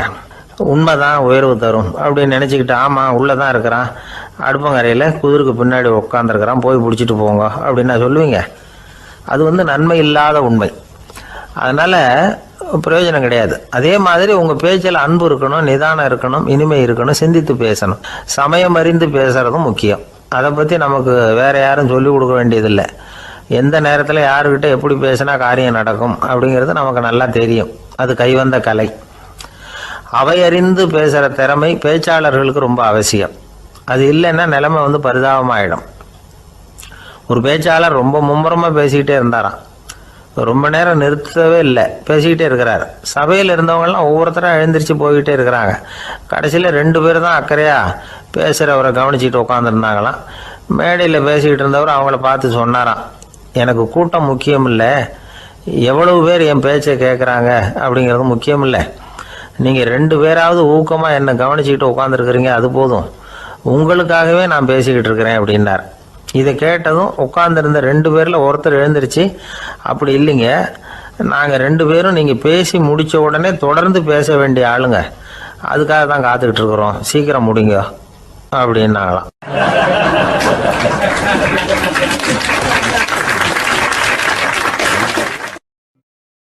ஒரு ஊரில் ஒரு புகழ்பெற்ற பத்திரிகையாளர் இருந்தார். அவர் ஒரு நாள் திடீர்னு இறந்து போயிட்டார். அதுக்கப்புறம் நேராக சொர்க்கத்துக்கு போனார். சொர்க்கத்தின் வாசலில் நின்றுக்கிட்டு இருந்த ஒருத்தர் அவரை தடுத்தார். இதை பாரு, ஏற்கனவே இங்கே 12 பத்திரிகையாளர்கள் இருக்கிறாங்க, அவங்களுக்கே இங்கே வேலை இல்லை. அதுக்கு என்ன காரணம்னா, சொர்க்கத்தில் திடுக்கிடும் செய்திகள்லாம் ஒன்றும் கிடையாது, அப்படி என்ன இருக்க போகுது இங்கே எல்லாம் அது ஒழுங்காக நடந்துக்கிட்டு இருக்கோம். எல்லாம் ஒழுங்காக நடந்தால் பத்திரிகைகளுக்கு சுவாரஸ்யமான கொலை கொள்ளை தீ வைப்பு இது மாதிரி எதுவும் இங்கே இல்லை. ஏற்கனவே இங்கே இருக்கிறவங்க எல்லாரும் மரத்தடியில் உட்காந்துக்கிட்டு தியானம் பண்ணிகிட்டு இருக்கிறாங்க. அந்த ஒரே செய்தி தான் தினமும் இங்கே வந்துக்கிட்டு இருக்குது. அதை படிக்கிறதுக்கே இங்கே ஆள் கிடையாது. அதனால் நான் என்ன சொல்கிறேன்னா, நீ பேசாமல் நரகத்துக்கே போயிடு. அங்கே எவ்வளவோ நிகழ்ச்சிகள் நடந்துக்கிட்டு இருக்கு, அங்கே தான் அதிகமான பத்திரிகையாளர்கள் தேவைப்படுறாங்க, அங்கே உனக்கு நிறைய வேலை இருக்கும், அதை செய்கிறதில்ல நீயும் மகிழ்ச்சியாக இருக்கலாம் அப்படின்னு சொன்னாராம். அங்கே அந்த சொர்க்கத்தின் வாசலில் நின்றுக்கிட்டு இருந்தவர். இந்த பத்திரிகையாளர் அங்கேயே நின்று கொஞ்சம் யோசனை பண்ணார். இவருக்கு சொர்க்கத்திலே இருக்கணும்னு தான் ஆசை. அதனால் மெதுவாக அவர்கிட்ட பேசினாராம், ஐயா, என்னை ஒரு 24 மணி நேரம் இங்கே உள்ளே இருக்கிறதுக்கு அனுமதி கொடுங்க. இங்கே இருக்கிற பல பத்திரிகையாளர்களை எனக்கு தெரியும், அவங்களில் சில பேரை சமாதானப்படுத்தி மெதுவாக பேசி நரகத்துக்கு அனுப்பி வச்சுட்றேன். நான் இங்கே இருந்துக்கிறேன், உங்கள் கணக்குப்படி 12 பேருக்கு மேலே இங்கே தாண்டாது, அப்படி பார்த்துக்கிறேன் அப்படின்னாராம். அவரும் யோசனை பண்ணி பார்த்துட்டு, சரி அப்படியே உனக்கு அனுமதி கொடுக்குறேன், ஆனால் ஒரு விஷயம், 24 மணி நேரம் தான் அனுமதி, அதுக்குள்ளே எல்லாம் நடக்கணும் அப்படின்ட்டுருக்கார். சரின்னு சொல்லிவிட்டு இந்த பத்திரிகையாளர் உள்ளே போனார். யோசனை பண்ணார், திட்டம் போட்டு ஒரு பொருளையை கிளப்பி விட்டார். சக பத்திரிகையாளர்கள் எல்லாம் கூப்பிட்டு சொன்னாராம், இந்த பாருங்க, நரகத்தில் ஒரு பெரிய தினசரி பேப்பரை கொண்டுகிட்டு வர்றதுக்காக திட்டம் போட்டுக்கிட்டு இருக்காங்க. அதுக்கு பல அதிகாரிகள் தேவைப்படுறாங்க, நிறைய சம்பளம் கிடைக்கும். யார் யாரெல்லாம் நரகத்துக்கு போக ஆசைப்படுறாங்களோ அவங்கெல்லாம் போகலாம் அப்படின்னு ஒரு பொருளையை கிளப்பி விட்டார். 24 மணி நேரம் கழித்து வாசல் பக்கம் போனார். அங்கே இருந்தவர்கிட்ட எத்தனை பேர் வெளியேறினாங்கன்னு விசாரிச்சாராம்.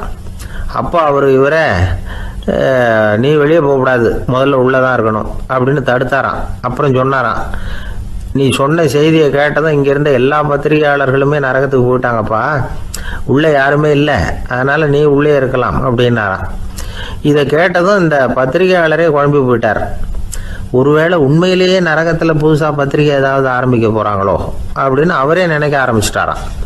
அப்புறம் சொன்னாராம், ஐயா, என்னை விட்டுருங்க, நான் நரகத்துக்கே போயிடுறேன், அங்கே ஏதோ விசேஷம் இருக்கணும் அப்படின்னாராம். இல்லைன்னா இத்தனை பேரும் ஒட்டு மொத்தமாக அங்கே போகிறதுக்கு சான்ஸே இல்லை, என்னை தடுக்காதீங்கன்னு கெஞ்ச ஆரம்பிச்சிட்டாராம். மற்றவங்க நம்பணுங்கிறதுக்காக ஒரு பொருளையை கிளப்பி விட்டார். கடைசியில் தானே அந்த பொருளைக்கு ஆளாயிட்டார். அதாவது பிறரை ஏமாற்றிய அவரது மனம் கடைசியில் அவரையே ஏமாற்ற ஆரம்பிச்சுட்டு பாருங்க. நீங்கள் இப்படி அடுத்தவங்களை ஏமாத்துறதுக்கு உங்கள் மனசை பழக்கப்படுத்துறீங்க, ஆனால் கடைசியில் அதனால் நீங்களே ஏமாற்றப்படுகிறீர்கள் அப்படிங்கிறது பெரியவர்களுடைய புத்திமதி. அதனால் உங்கள் மனசுக்கிட்ட ரொம்ப எச்சரிக்கையாக இருங்கோ அப்படிங்கிறாங்க. நம்ம ஆளுங்க அங்கே போய் என்ன சொல்லுவாங்கன்னா, இந்த பாரு அங்கே போகாத இங்கே போகாதேன்னு பயமுறுத்துறது உண்டு. சில பேர் அங்கே பேய் இருக்குது, பிசாசு இருக்குது அப்படின்னு பொருளையை கிளப்பி விடுறது உண்டு. இருட்டு நேரம் காட்டு வழியாக ஒருத்தன் போய்கிட்டு இருக்கிறான். அங்கே பேய் பிசாசு நடமாட்டம் இருக்கிறதாக வதந்தி. இவன் பயந்துக்கிட்டே வேகமாக போகிறான். காடு முடிஞ்சு மெயின் ரோட்டுக்கு வந்து சேர்ந்தான். அப்பாடா, ஒரு பஸ்ஸு நின்றுக்கிட்டு இருக்கு தனியாக. இருட்டில் லேசாக தெரிஞ்சுது. ஓடி போய் ஏறி உள்ளே உட்காந்துக்கிட்டான். பயந்துக்கிட்டே போனவன் அப்புறம் தான் தெரியுது உள்ள யாருமே இல்லை, டிரைவரும் இல்லை, கண்டக்டரும் இல்லை, வேறு யாரும் இல்லை. இவனுக்கு பேய் பயம் அதிகமாக போட்டுது. ஏன்னா நடு ராத்திரி. இந்த நேரம் பார்த்து அந்த பஸ்ஸு தானே நகர ஆரம்பிச்சுதான். இவனுக்கு இன்னும் பயம் அதிகமாக போட்டுது. ஏன்னா டிரைவர் சீட்டு காலியாக இருக்குது, பஸ்ஸு நகருது. இவன் உடம்பு பூரா நடுங்க ஆரம்பிச்சுட்டுது. வீல்னு கத்தலாமான்னு பார்த்தான். அந்த நேரம் பார்த்து அவன் தோள்